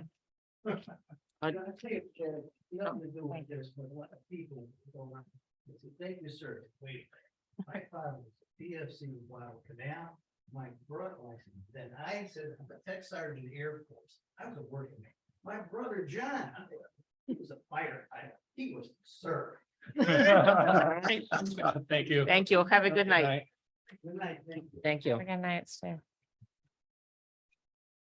Okay, planners report. Yes, and we have, so this is a continuation from last month, 15 Farm Springs, discussion regarding pickleball courts and et cetera. And I believe we have Jacob Reiner on as Oh well. my gosh, I feel so bad. Okay, Oh, we started it last month. We had to finish it this month. So, all right. Jacob, are you there? maybe. Oh, nope. Jacob's, oh, I would help if I allow him to talk. Okay, Husky's there, so I've got two. I'm just gonna promote you fellas to panelists. So, promote to panelists. There we go. Okay. So this is a continuation. So we have both, there's Jacob Reiner and Husky are on the phone. Yeah, I'm here. Okay, Yeah, I am on also, Heskey. thank you. The current owners of 15 Farm Springs. So we reviewed briefly last month their proposal. And since then, staff has taken a look at the documents, more specifically the plans that had been provided, as they're showing here up on the screen, showing where the pickleball courts would be provided in what's referred to as the D wing, which had been the conference space. It does align fairly nicely. The restaurant space is still left not identified or not occupied at this point, but the pickleball courts would take over that conference space, which per the approval, it had been left as banquet and conference hall space. So again, the vision of the special innovation floating zone was to have with the apartment, any residential that had to be part of a mixed use. So certainly sporting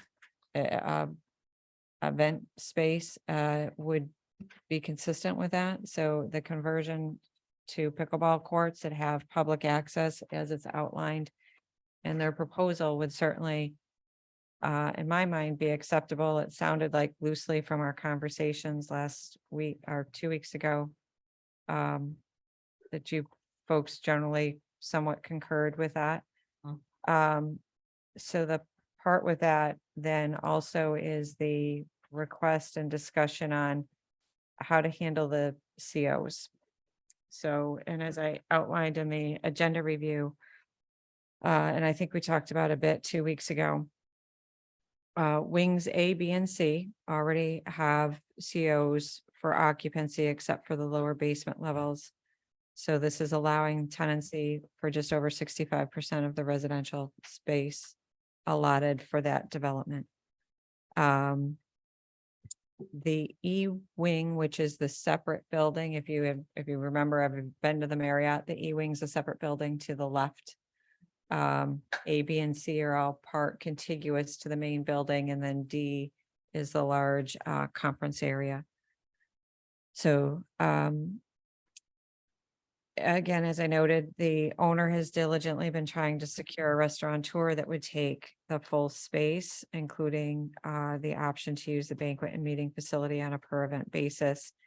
I've spoken to a number of their leasing agents at various times and discussed what, the vision for Farmington food courts had been kicked around, a number of things. So I do believe they have been making reasonable effort to try to get this space occupied. And again, I think the pickleball court certainly is fits the spirit of what the zone is looking for from a parking standpoint, et cetera. There's no issue. So that brings us then to the CO and their request of if they were to advance the pickleball court or really anything at this particular point in time,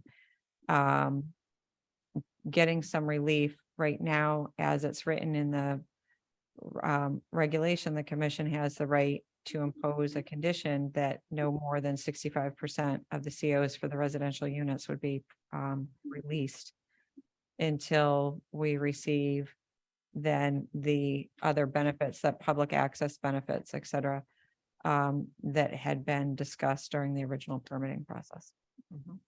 So it's outlined in the letter, how they were proposing to proceed.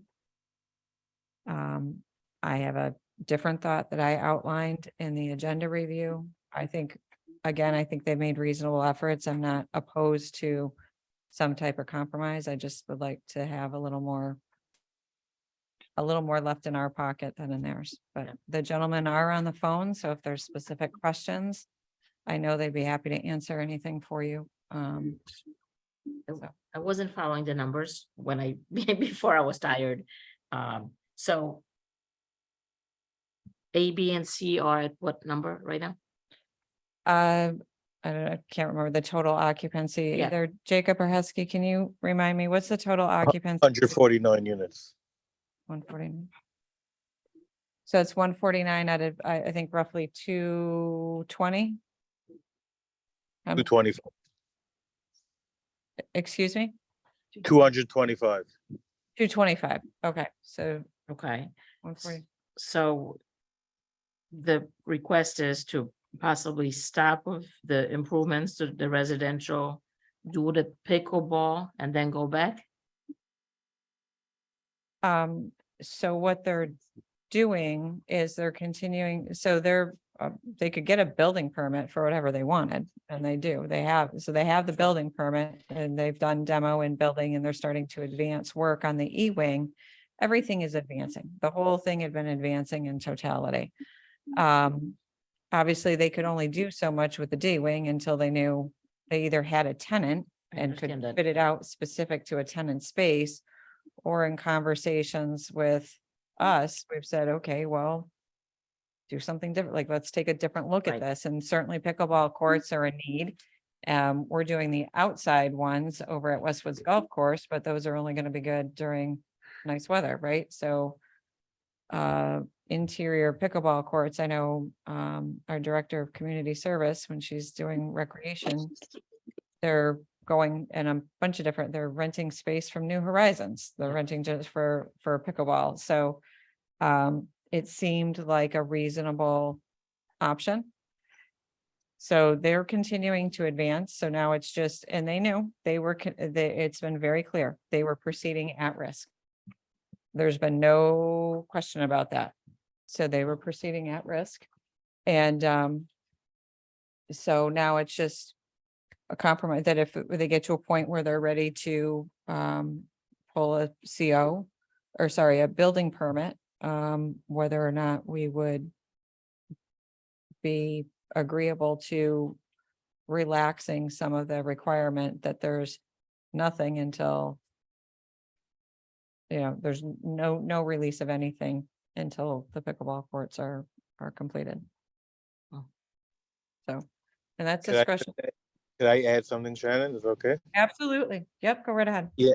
So doing the pickleball obviously is outfitting, renovating the space that already was designed as as a ballroom. Obviously the natural and easy tenant is getting a restaurant to use as a ballroom. We were having the difficulty of getting someone, the restaurant space since COVID has been very tough space, and it's very hard to get someone in there. And we're willing to do this, a significant investment to the property, for the condition of the public space, as well as we feel like Shannon mentioned, it will be great for the property as well as Farmington and whole. But it's a significant investment that we need to put into to build out the space to be more of a sports room. There's a significant amount of work that's going to go into it and investment. So we're willing to do it and take that on, but that's part of why we're asking for some of these.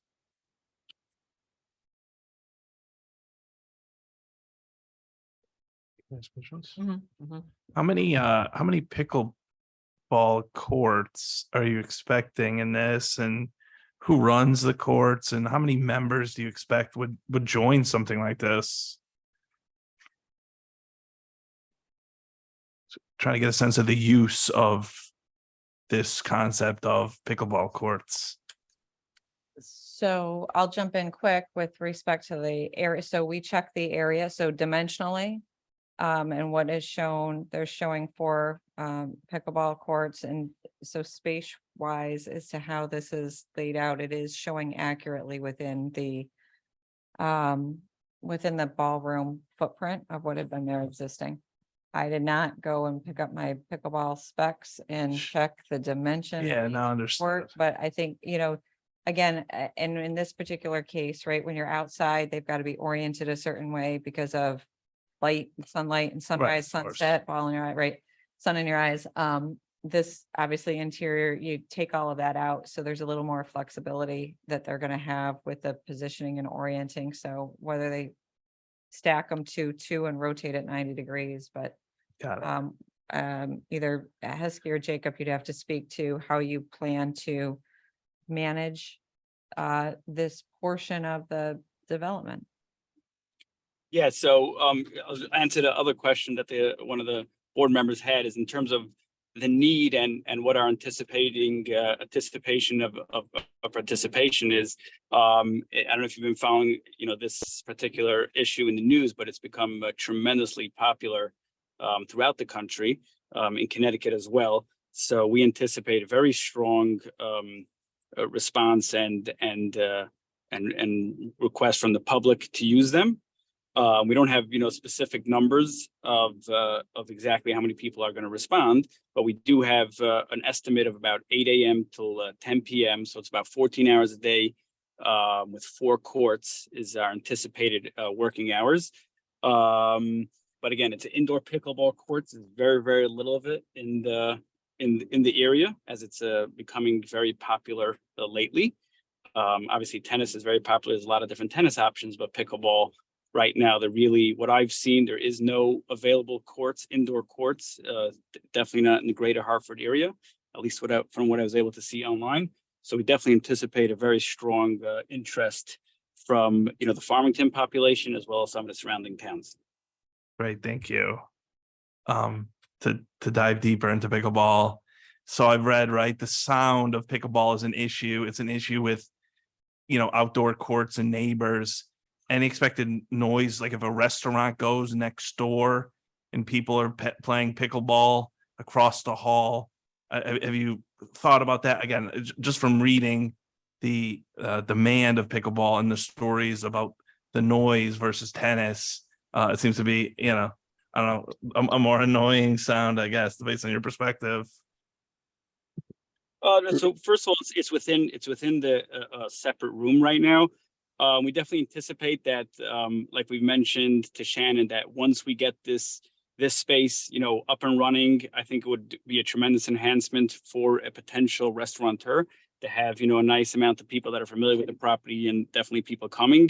There might be a slight, noise issue, which I don't think would be, a big issue, but definitely the benefits outweigh, that, small potential issue. Right. I also think what we mentioned is that it'll probably be more like a sports bar than that more steakhouse kind of restaurant. And just it'll probably lean itself a different operator. Yeah. And just last one for me. How's the demand on the current 149 units that have a CO? Yeah, so we're currently at 108 units leased, about 88 occupied, another 20 leased. So 108 when we got our first CO, I believe was the end of January. So thank God it's been very strong, and we have a lot of interest. Great, thank you. Madam Chair, I want to interrupt. Jacob and Heskey, was Alan joining you? I've got somebody that's logged in and the name isn't. Yeah, Alan is trying to get on it. Okay. It doesn't say Alan, so that's why I wasn't sure, but I will move that over to panelists, so.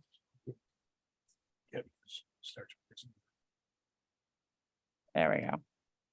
Okay. Then you have. We're all set. So if anyone has.